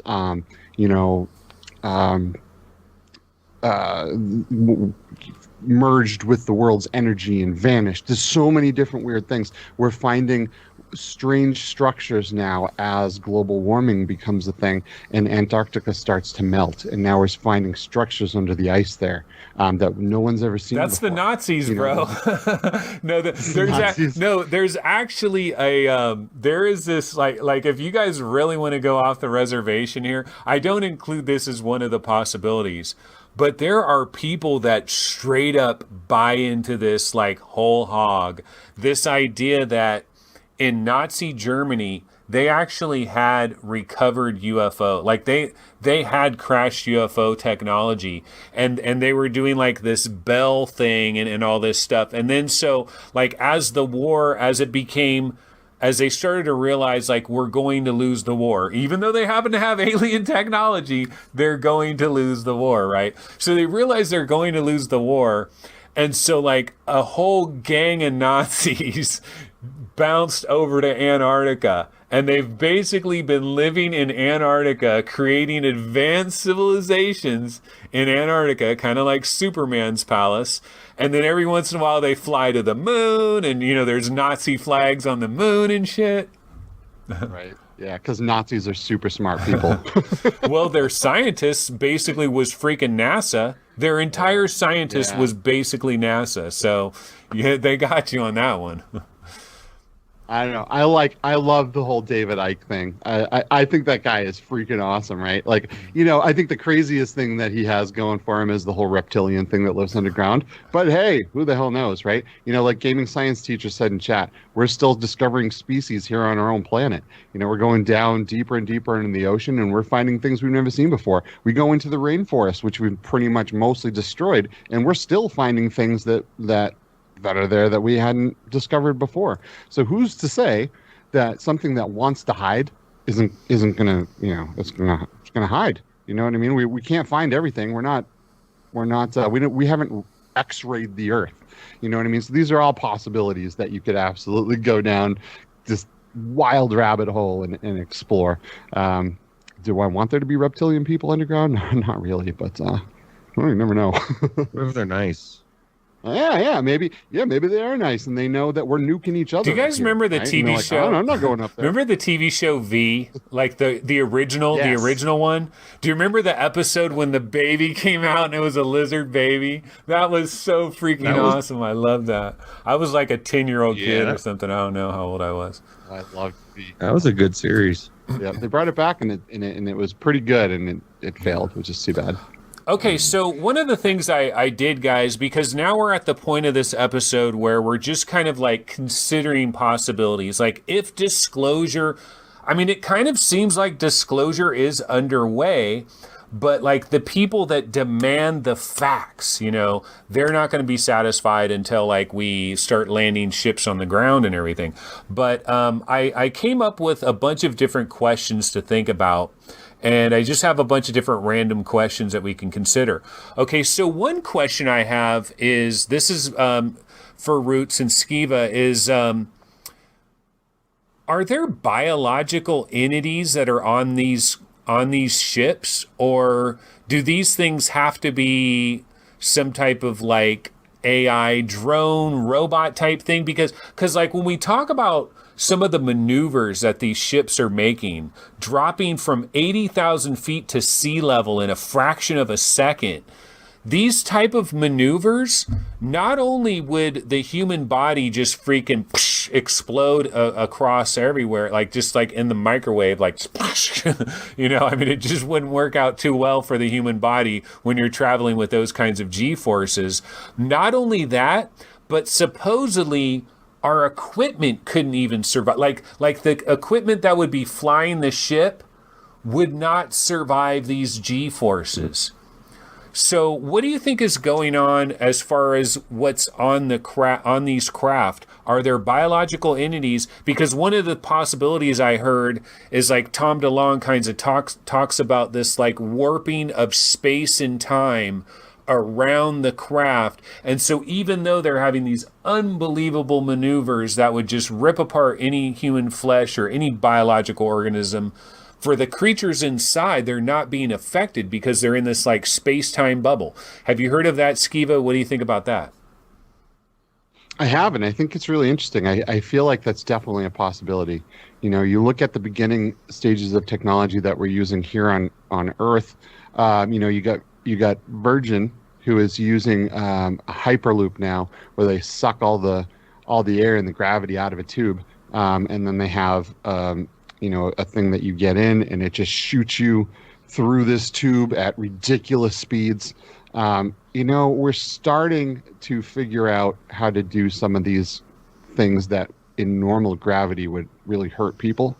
And I have to believe that if things are coming here from another place, they've got this all figured out, right? There's, you know, the whole thing with wrapping. Okay, wait a minute though. If they have everything yeah. figured out, why are they crashing? That's one of the things a skeptic will say. Is like, how the hell are these things crashing? They can fly. Well, we don't know if they crashed or if they were shot down, or, you know, But I shot mean, I would down as think well. Like, that there is nothing. wouldn't they have better force there's fields? nothing And perfect. you know, Well, sure, but there's nothing is perfect, right? I mean, I you know, the most advanced, smartest person on this planet still makes mistakes. So if you have craft coming here all the time, right, with the amount of sightings that we see all the time, what are the chances that one or two of these things have gone down somehow?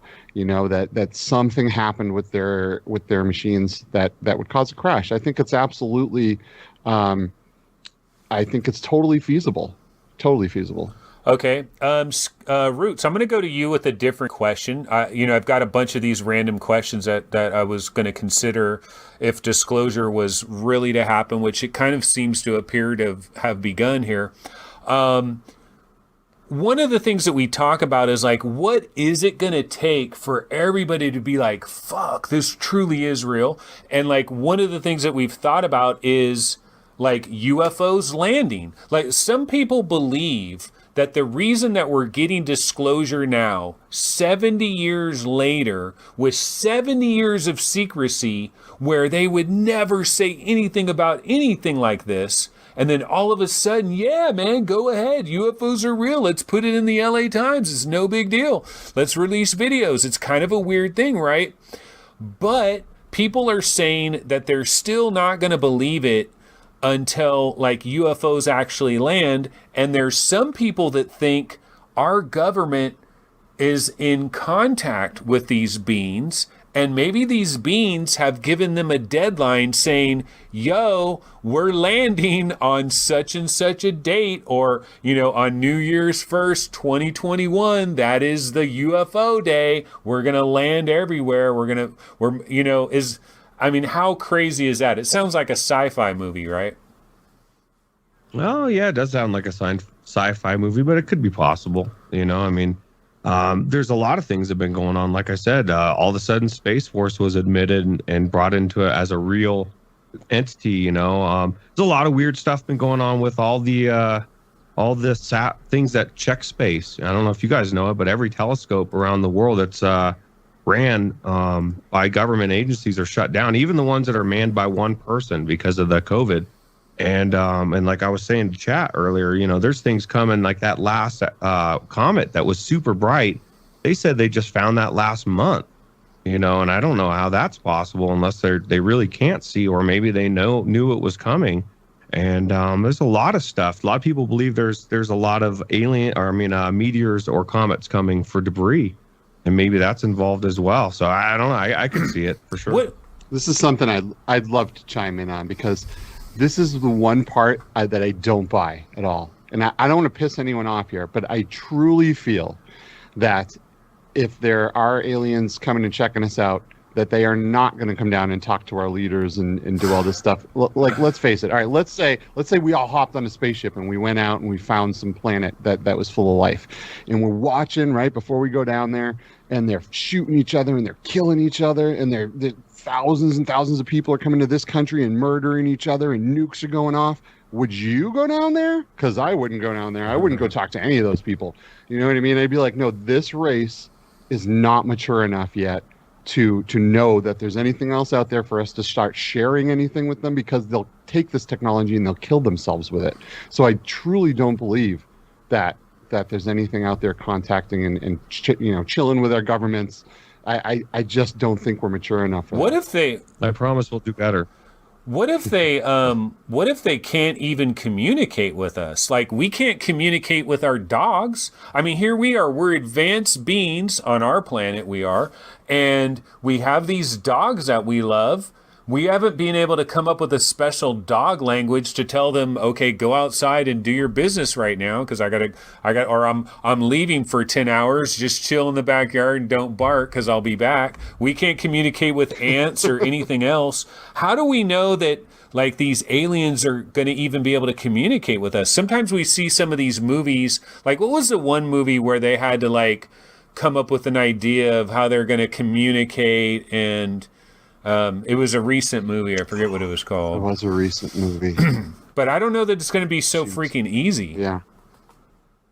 Well, I don't think so either. But I think a civilization that can come here is, we have satellites everywhere, right? And everything we do is going through these satellites. The easiest thing would be to just tap into these satellites, figure out our language, maybe make some kind of program that will auto-translate. But we can't figure out we got Google Translate. We can't figure out a dolphin's language or we're related to chimpanzees.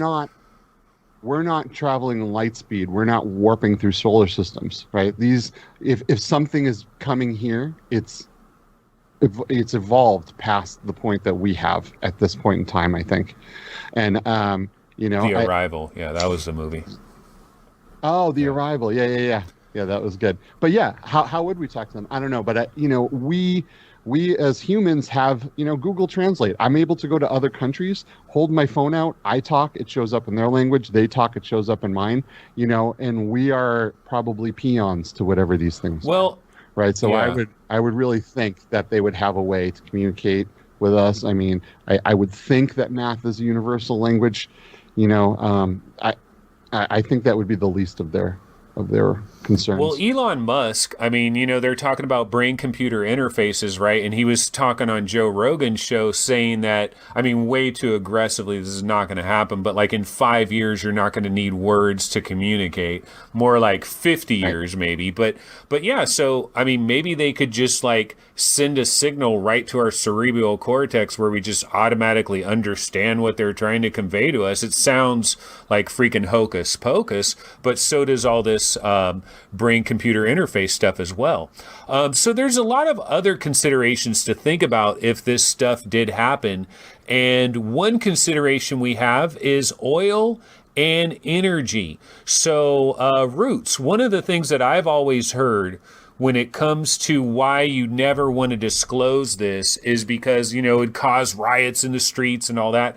But another one is that so many countries around the world, they are ran on this like petroleum-based infrastructure, basically, and it's like this oil-based reality. And so how will the oil and energy industries, will this just like crater the stock market? And like what is going to happen here?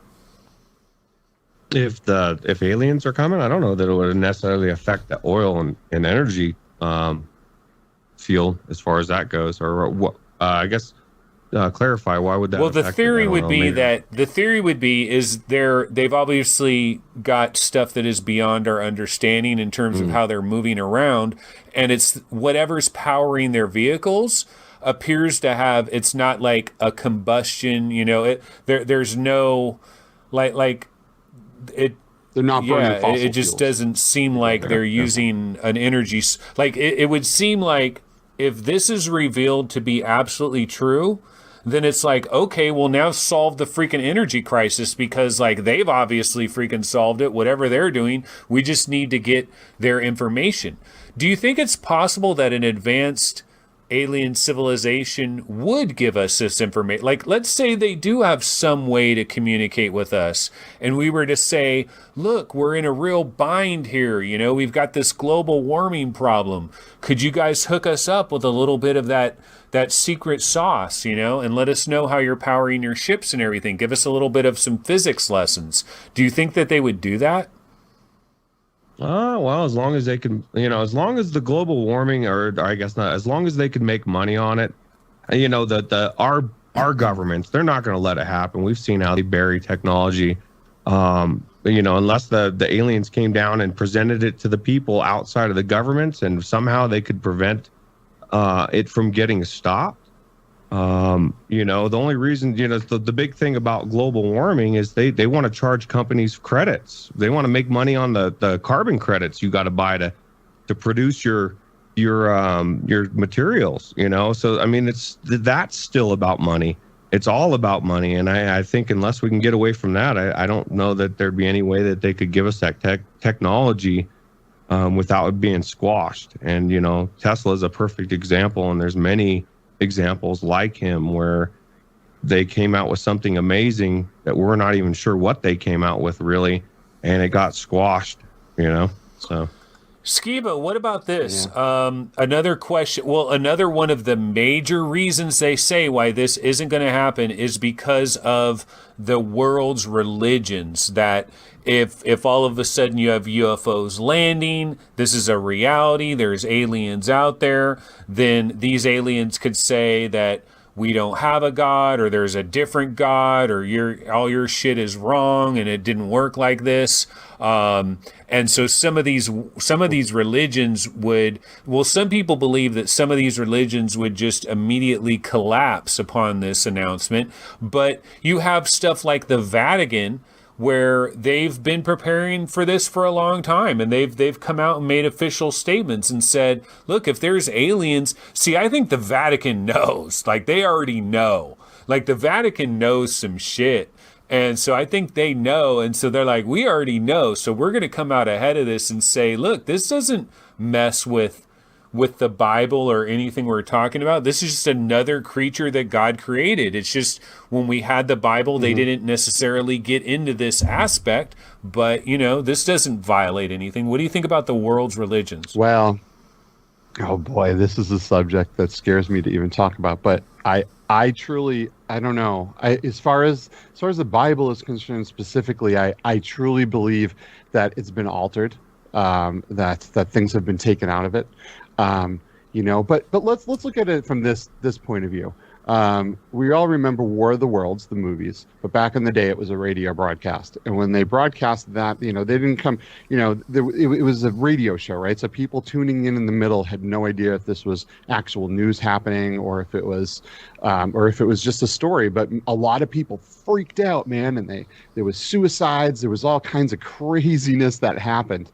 Right nowadays, I feel like it's a little different. We have the internet. We've all been communicating now in light speed for quite some time. We all have data and information right in front of us at any time. We have all this information on UFOs. We've been almost desensitized towards it, if you will. So this might be, it might not turn out the same way as War of the Worlds did. People back then had no idea that UFOs could even be a thing. They never considered this stuff. There was no internet to talk to each other. There was, you can call somebody, but you only got one person on the phone, right? So it's a little crazy. But as far as the fuel thing goes, obviously they're not stopping at a gas station, at Zeta Reticuli to fuel up real quick and then make the rest of their journey. They obviously have some tech here, right? That maybe we don't have, or maybe we do have it now. You know what I mean? Like we've gotten into this conversation that things maybe have crashed here. We've reversed engineered things. That now we have possibly different governments that have ships that could be misidentified. There is a patent. As off-world vehicles. There's a patent that the Department of Defense has that's like related to like these plasma weird ass technologies. It's kind of interesting, one of the patents they have. But I wanted to bring up what somebody had here in chat. Terry Blanchard. So regarding like religions, are religions going to collapse off of this information? And he says too many people believe that if they believe in aliens, they can't believe in God. Hogwash. But the only thing I would say to that, though, is that, so here's the thing. I believe in aliens, and I would consider myself agnostic. So I'm not atheist. I don't believe in like nothingness. I believe that there's something going on. I just have no effing idea what it is. But I believe that there is something that I don't believe in complete and utter randomness, just something popping into existence. No. Something is running the show. I have no effing idea what it is. And I believe in aliens at the same time. And I believe, whoever whatever, or what this energy source or whatever this thing is that started everything, including the aliens, including the multiple universes, including all of it, you know? Is it what started and runs the simulation? That could be, yeah, that could be it as well, right? Yeah. Maybe they're coming in, you know, with their computer generated chips, and they're coming to fix some stuff. Who knows? There's definitely a lot of theories. But here's the problem I would say for Terry Blanchard, though, in terms of why does he think that's such a big deal? Like hogwash, it shouldn't be a big deal.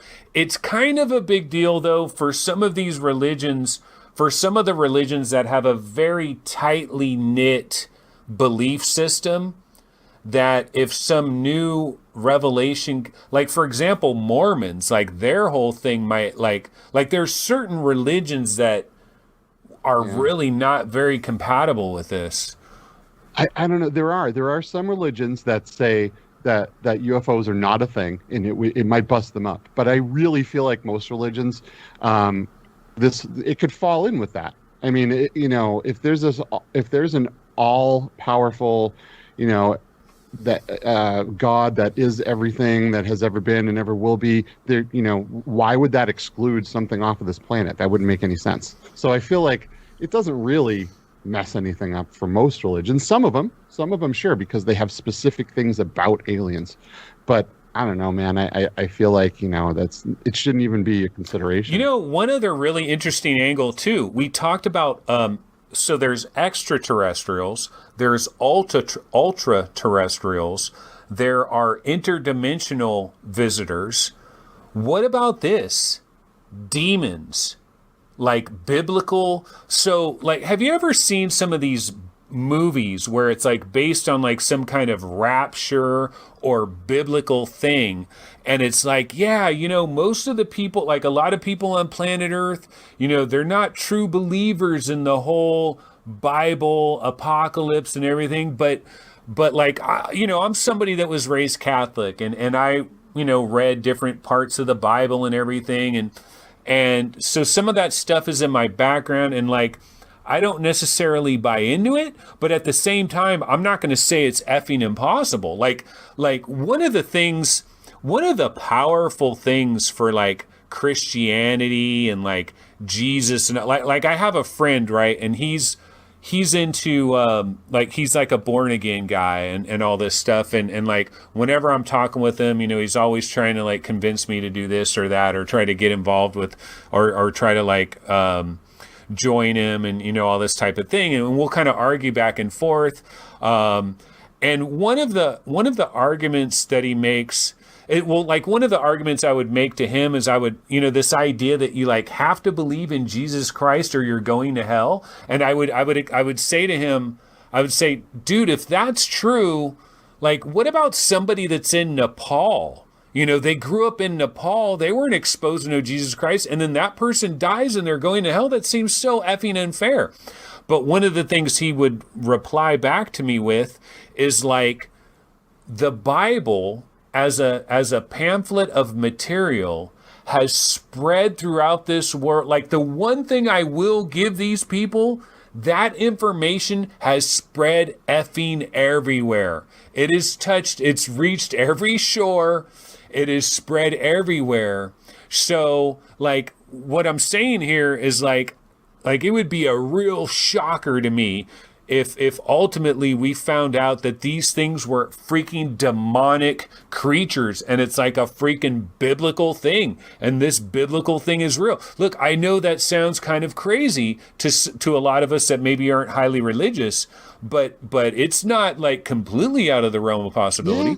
I don't know.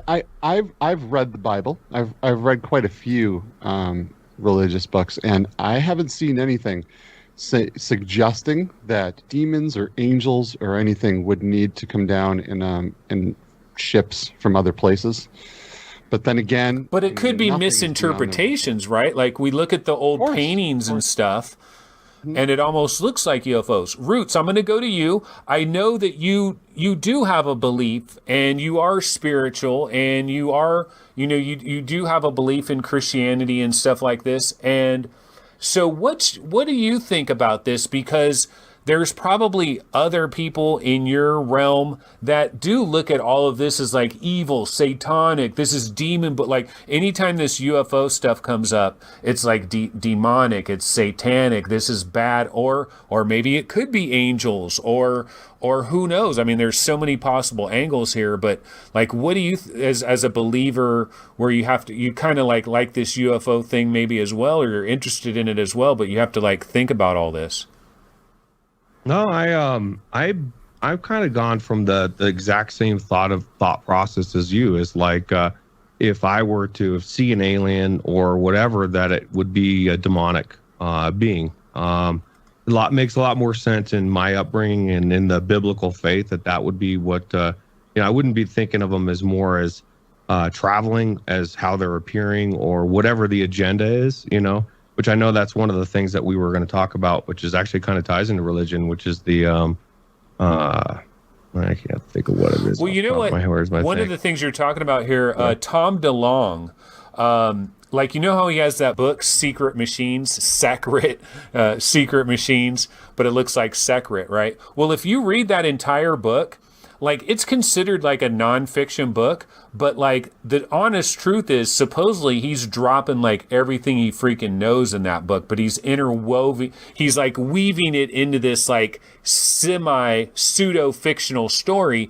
But what he's like, according to what he's found out from these people that are in the know, and that's kind of like what I saw. I saw something, it was just a straight silver thing. It was plain as hell. It was as generic as it freaking gets. But one of the things he was saying about these beings is like, they're parasitic. They're like parasitic. They're like insect-like. And that they feed off negative energy. They feed off our conflict. Like, which I thought, well, if that's true, God damn it, they are having a feast like a mofo right now, here in 2020. If these aliens feed off our conflict and our hate and our bickering and oh my God, they are freaking stuffed right now. They've got so much to eat.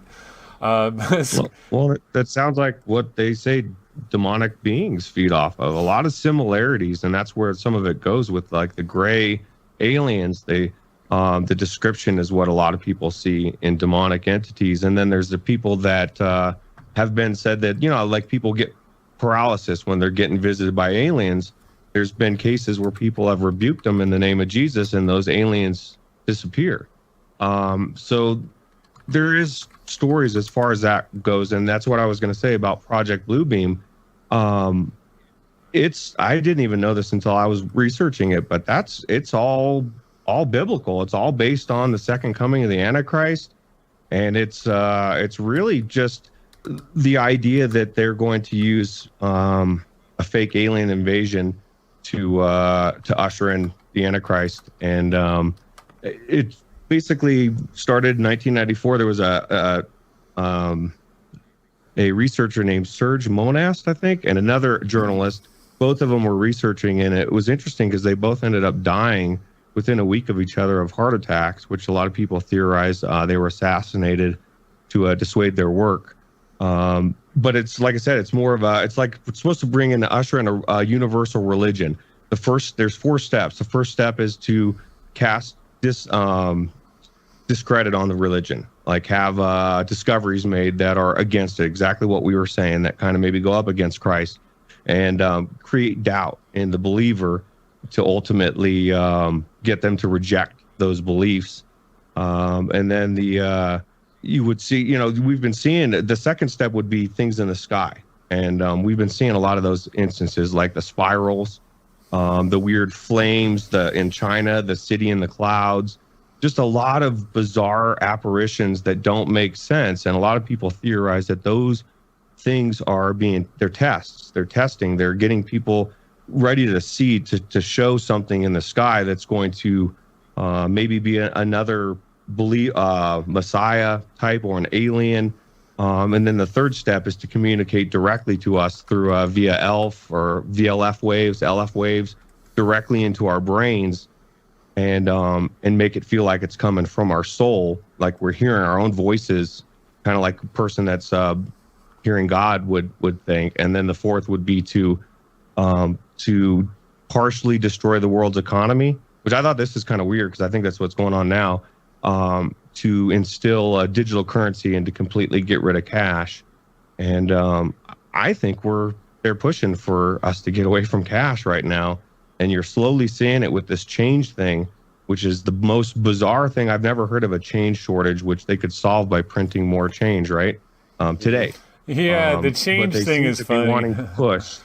Yeah, they seem to be pushing away from cash. And I told somebody the other day, and I said, well, Dutch Brothers and Jiffy Lube don't accept cash anymore. And they said, oh, yeah, it's because of the change shortage. And I said, no, bro, they did that like 2 weeks in before any change shortage. They just stopped accepting cash. So my prediction from episode 23, the money conspiracy. Yes, we'll be pushed away from cash, and you wait and see. Yeah. We'll see. Wait. Well, it started a long time ago, right? Our cash used to mean that, that note entitled you to a certain gold that was, but that is not a thing anymore. It says you can use it anywhere. They have to accept it, right? It says on the bill, this is for every debt and tender, but you go to a business now and they tell you, no, we're not accepting this. That's not legal, bro. No, it's not legal. It's not. So wait, let's talk about Project Bluebeam real quick, because this actually is a really interesting thing. Like when I was into UFOs, I heard about this idea, Project Bluebeam, and at first it sounds ridiculous. But the more that you actually look into it, the more you think, of course they're going to try this shit.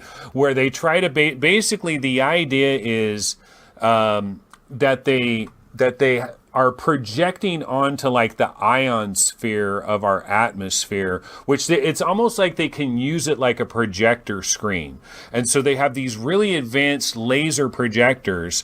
And the idea is this would be a military weapon, because they would be able to go, think about it. You go to the Middle East and you like beam this like vision of Muhammad or something, and you can cause, who knows what you can cause people to do if it really looks like legit. Like, here's a little example of the type of things that, they're saying they could create these visions in the sky that would look so utterly real.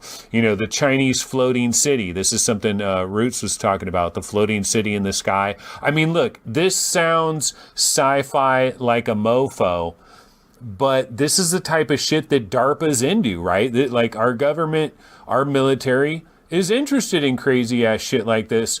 That is crazy. That city or people in the sky. If any of these photos are actually real, But yeah, there's China one that 1,000 people saw it, witnessed it all at the same time. There was no way for them to hide that. And I've seen footage. Granted, it's horrible, someone's camera footage, but I believe they really saw that in the sky. And then they try to make it sound like it's a mirage, and some fancy mirage. But my thing is like, I wouldn't we have seen that some sort of city in the sky at some point or something similar throughout our whole life? And now it's just suddenly some mirage that they explain away. I just think it's BS. Well, one thing I want to go back to real quick is also this idea. So like we were talking about demons and angels and all these kinds of things, right?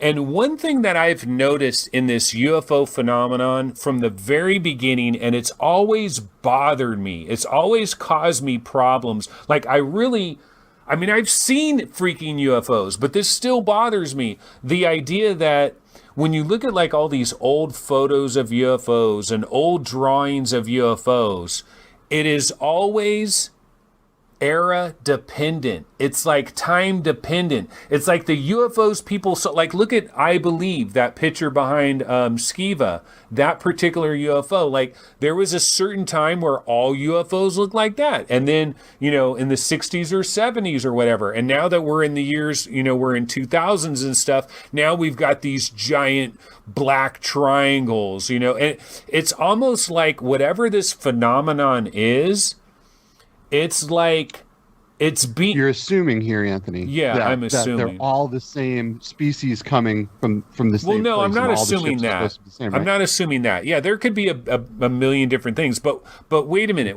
I'm not done with this point because the thing is like you go back to the 1700s, you go back to the 1800s. You had people make drawings. There was like this airship thing that was going on the West Coast where people were seeing airships and stuff. If you watch Ancient Aliens, they do shows on this, but like you see the drawings and it looks like everything was made out of wood and it was like some like blimp type thing. And so anyway, the reason I have this on here, this is Reddit UFOs, and I just saw this. Leaked ATIP slides and recent comments to Tim McMillan combined with Jack Valley make compelling argument UFOs morph depending on era humanity is in. And I'm not saying like this is freaking confirmation, man, and this is like a done deal and this is absolutely legit and everything. But I don't know. This is something that I've noticed as somebody that's been a fan of UFOs for a long time, is that they seem to kind of like, they're talking here about these. There's an example, these airships.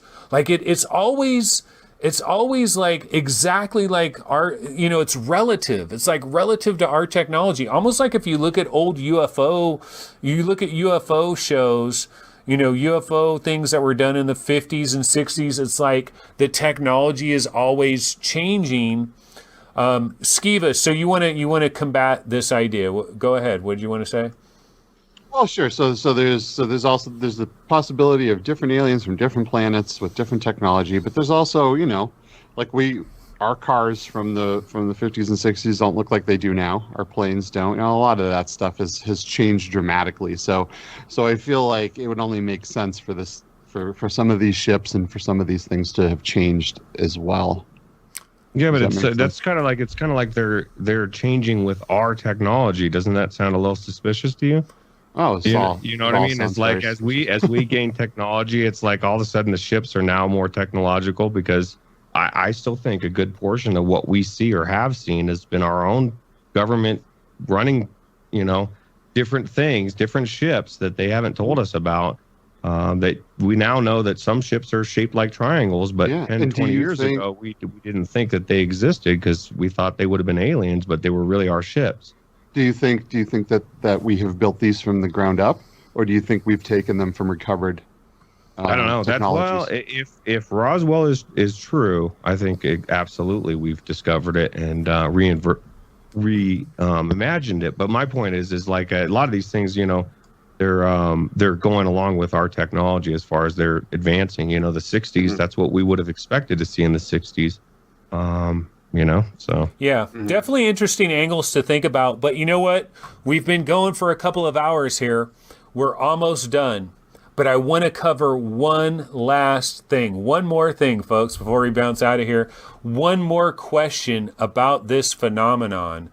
And this goes back to basically the idea of Christopher Columbus, okay? Which is this idea. Now, we've heard like Stephen Hawking, we've heard different people bring up this possible idea that if aliens were to come here, whether they're interdimensional, ultra-terrestrial, whatever they are, if they are some kind of advanced civilization that is coming here, it would be the equivalent of Christopher Columbus landing in the New World.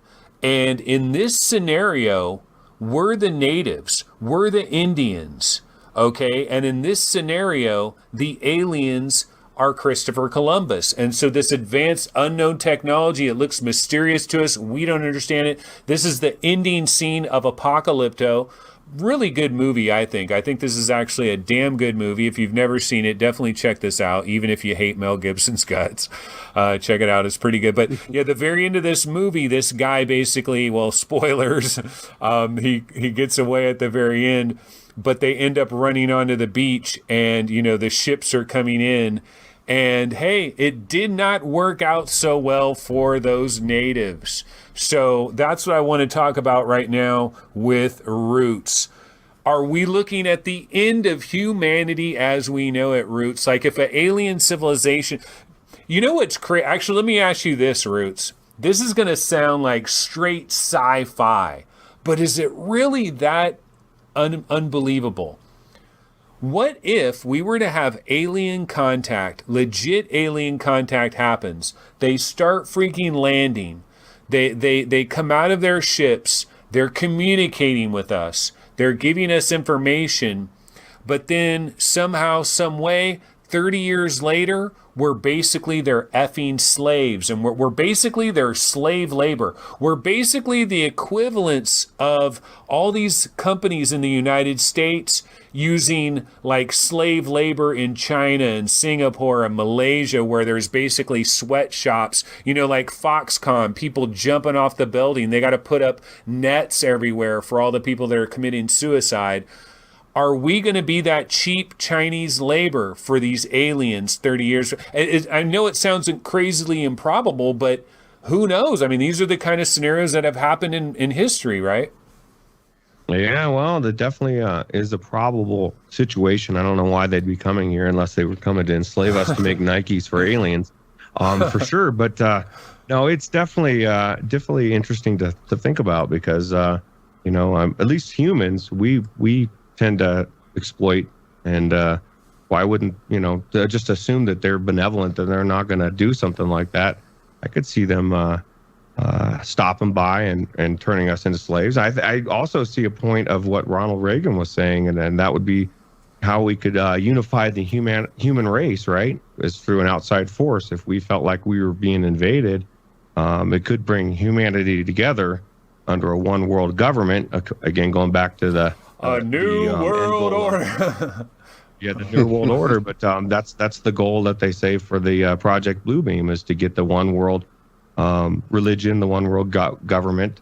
And it's not even all said in religious terms either. Just the way that what they plan, that they say the plan is, it just lines up with what the Bible says, which is weird. So I gotta touch on this for a sec, because so we talked a little earlier about, well, maybe it wasn't even on the show, about how big space is, right? We don't know how big space is, but we know it's really big from this point on, right? So why, my question would be, why would they come to a populated, you know, for me, it's like, if I wanted some honey, right, I wouldn't go over to a beehive that's swarming with angry bees, right, and go, that's the one I'm targeting. I would go somewhere, you know, maybe that, you know, the bees have died off or something like that, right? I wouldn't come in here to a planet that's shooting missiles at each other, firing guns at everything that moves. I just feel like if there was a civilization that was advanced enough to travel all of this way and to figure all of this stuff out, and anti-gravity crafts and all of this stuff, that they would be probably coming here for the opposite reason, which might be to help us not kill ourselves and to help us become more one and not destroy ourselves. I have a hard time believing that with all of the planets out there, they would need to come here and take our resources. You know, there's just so many planets that we're continually finding that scientists say, oh, we found a new Earth-like planet. You know, I don't see another civilization coming here just to enslave us. And, you know, I mean, I feel like it would be a lot easier. Be a real bummer, right? Animals. Yeah, it would be a huge bummer. And why not go somewhere and enslave some species that can't think for themselves, that wouldn't try to resist?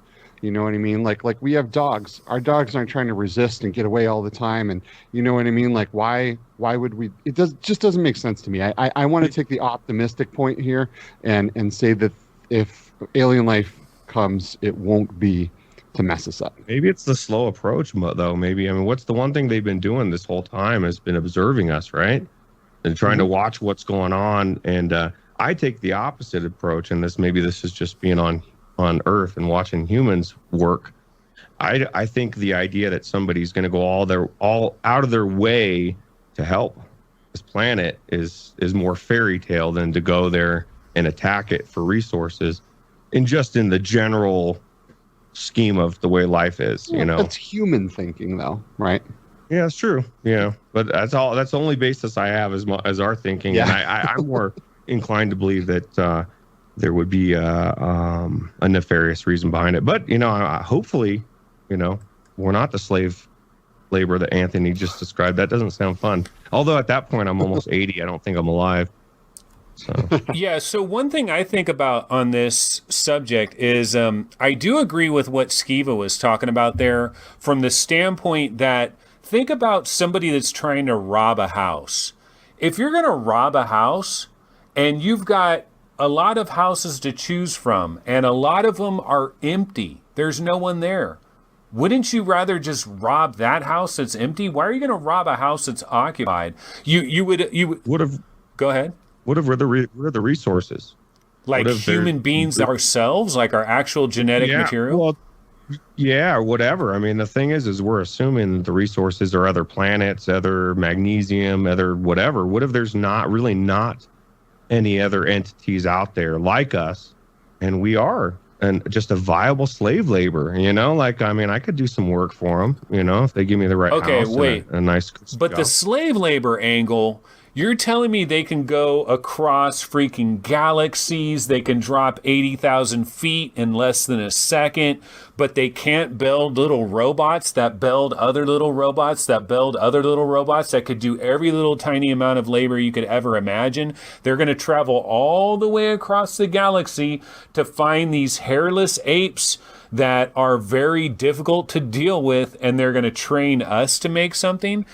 I don't think so. But maybe they eat us. Maybe they farm us. Who knows? The interesting angle to maybe they eat us. I mean, it does sound pretty freaking ridiculous, right? But at the same time, you get into scientists that study protein, and there is a direct correlation to how much protein you consume and how big your brain gets.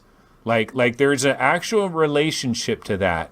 And humans are rich in protein, baby. No.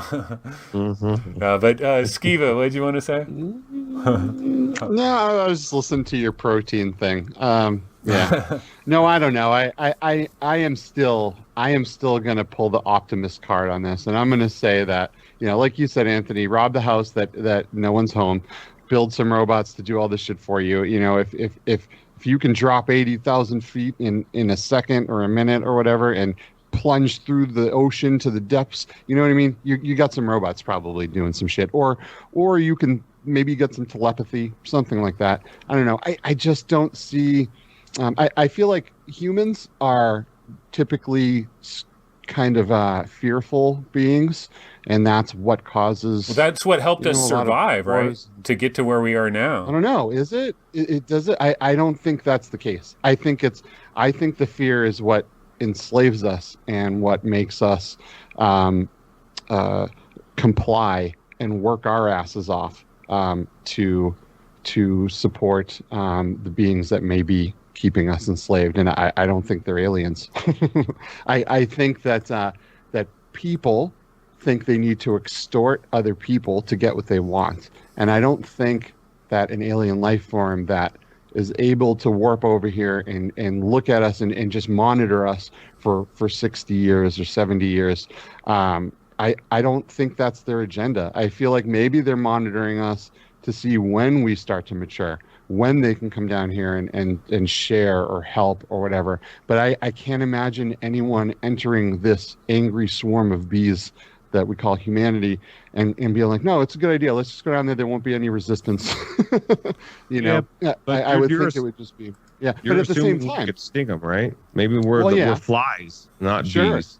Sure. We're a bunch of flies buzzing around that they can just swat, Yeah, and this is true, and there's the whole thing with the frog in the boiling pot of water, right? If you put a frog in a boiling pot of water, it's going to try to jump out and save itself. But if you put it in the water and you slowly increase that temperature until it eventually dies from boiling to death or from the heat of the water, maybe that's the thing. Maybe they come down here and they're like, oh, everything's that was good. A Charlie Sheen movie, remember? They kept increasing the heat of the planet to get us off.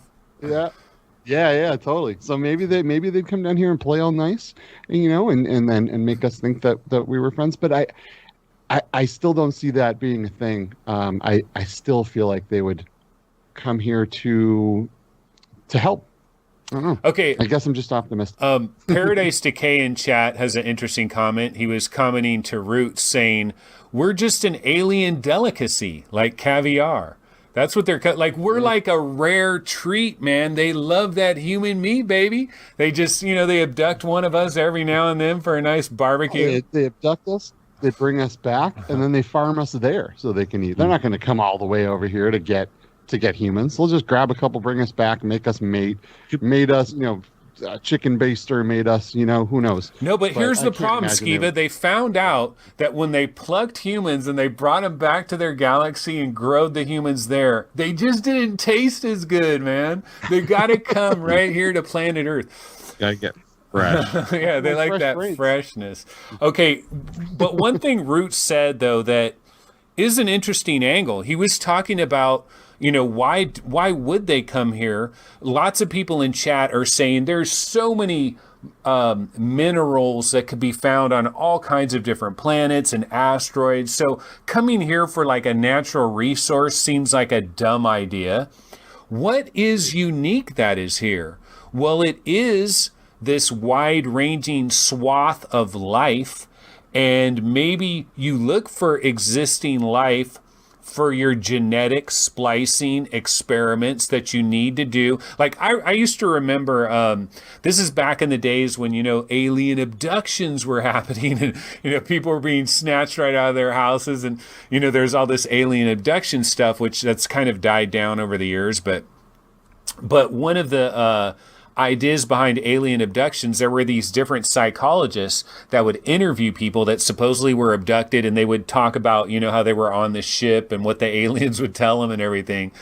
And they used to say that there's a breeding program that's going on. Like people would say that when they were abducted, they would be on the ship and they would see these like half alien, half human kids.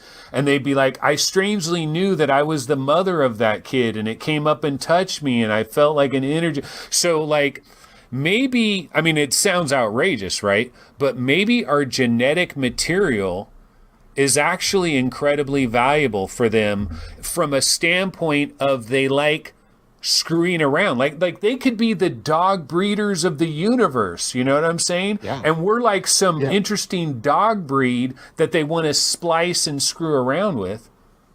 Well, interestingly enough, we haven't touched on the possibility that aliens could be here because they started us, right? And they're checking on their pets to make sure we haven't killed each other yet, or to see if there's anything that we need. There's a lot of movies that kind of go into that. One of the newer ones, well, it's not really new anymore, is Prometheus, right? The aliens came here and they spliced their DNA in with the stuff of our planet. They created humans, and they come back to check on us.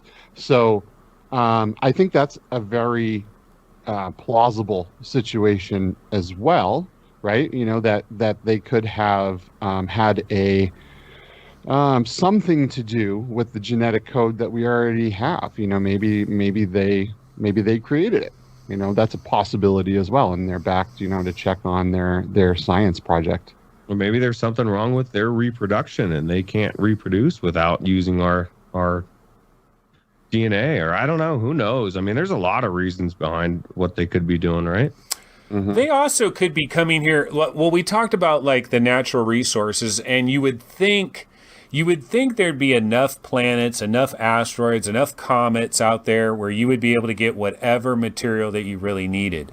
But maybe there is some kind of rare material. For example, think of the rare materials here on Earth that we use that are necessary for making like cell phones and stuff. And like China has a lot of that. Like they have that raw. What is it? There's a certain kind of material that they need to make that stuff, right? Do you know what I'm talking about, Skiva? I don't off the top of my head. But there's like these rare earth minerals that are used for like the production of cell phones and things like that. What I'm saying is, what if there's some kind of rare mineral that just isn't that common, and it happens to be here on Earth, but they don't give a rat's ass about us. They're not trying to enslave us, and they're not trying to help us. Frankly, they don't give a rat's ass about us. We're just little ants running around on the Earth. Like, do we care about ants? Do we look at ants and say, hey, take me to your leader. I want to save you guys from global warming, and I want to make sure that, there's no overcrowding, and, I want to help you guys out. I want to, give you some nanotechnology to cure your vascular system and clean you out. They maybe they don't give a F about us. They have no interest in us whatsoever, but they're going boom right into our oceans. They're going into the underground. They're grabbing a very specific kind of material, and it's just an excavation process, and they could give a rat's ass about us. Any thoughts on that? That's a really good possibility as well. There's definitely a lot of resources here, just like any other planet, though. And I would still think that there's enough planets out there that you could get that resource on an unpopulated planet, unless the resource is us, right? But at the same That's time, a good one. yeah. That is a good one. Like Roots, you absolutely nailed it, I think. The genetic material is humans, man. It's like what was? Sounds like a horrible horror movie, right? Yeah, we are the key, man. We're the key. We are the key. So yeah, it's a possibility. Alrighty, guys. Well, you know what? It's been a long episode. We are at the 2 hour and 20 minute mark. Can you believe that? But I thought it was fun. I thought it was an interesting discussion. I think we covered a lot of different topics. This is an exciting thing. Now, we were never planning on being like a UFO show. And we aren't a UFO show. This was supposed to be an episode about artificial intelligence. But what happened is, because there was this recent news, this New York Times story, we thought, hey, this is a good time, because you know what? Stuff is popping up every other week. We are in the year 2020. Anything is possible, man. These babies could land tomorrow on the White House lawn. And so we thought, let's get one of these episodes in. Let's go down the UFO rabbit hole for a little while. And we were able to do that. And I thought we had a lot of fun. Hopefully you guys enjoyed it. If you did, be sure to go ahead and like the show. Go ahead and comment on the show after the episode is over, so we have your comments there. We'll definitely respond to all your comments. Be sure to subscribe. Go ahead and recommend our show to other UFO nut jobs and other conspiracy theory nut jobs out there. We're not really UFOs, and we're not even conspiracy, but what we're all about is like interesting, unique, strange, fringe kind of topics. That's what we're into here, and I thought we did a good one. Skiva, do you have any last words before we bounce on out? Yeah, so there's a lot of talk of what will be coming out in the near future, and I feel like when some of this information does come out, maybe we'll hop in here and we'll let you guys know what it is, assuming that you haven't checked the news yourself. But it's all really good stuff. It's really interesting, and I feel like it's the closest we've come so far to bringing any light to the subject, and I'm really looking forward to the information that's divulged in the future here. Absolutely. And Roots, any last minute words of wisdom? No, I just thought it was funny. One dislike on the video guaranteed it was a reptilian. I thought that was a perfect comment. That bastard reptilian out there. We don't, it's actually good, because it actually is good for the algorithm. There's some rumors there, Roots, that you're actually a reptilian. Hey, well, let's stop that rumor. I can't let that get out. Damn it. Well, guys, all right. Well, yeah, that's pretty much going to go ahead and do it for this episode of Dark Frequencies. We really appreciate you guys joining us today. Everybody that joined us in chat, a lot of activity in chat. Had fun with this one, so hopefully you'll enjoy that. And, of course, we will be back 2 weeks from today. I believe it is August 23rd. Don't quote me on that. But we're going to be talking all about artificial intelligence, kind of on a focus of problems with artificial intelligence and bad things that might happen, but also good things as well. I mean, hopefully there's some good along with it as well. And we're going to take a deep dive on that. And I think it's going to be an interesting topic as well. So be sure to check us out in about 2 weeks. But that'll go ahead and do it. We will see everybody next time. That's going to do it for Dark Frequencies. Alrighty. Bye. Take it easy. See you later.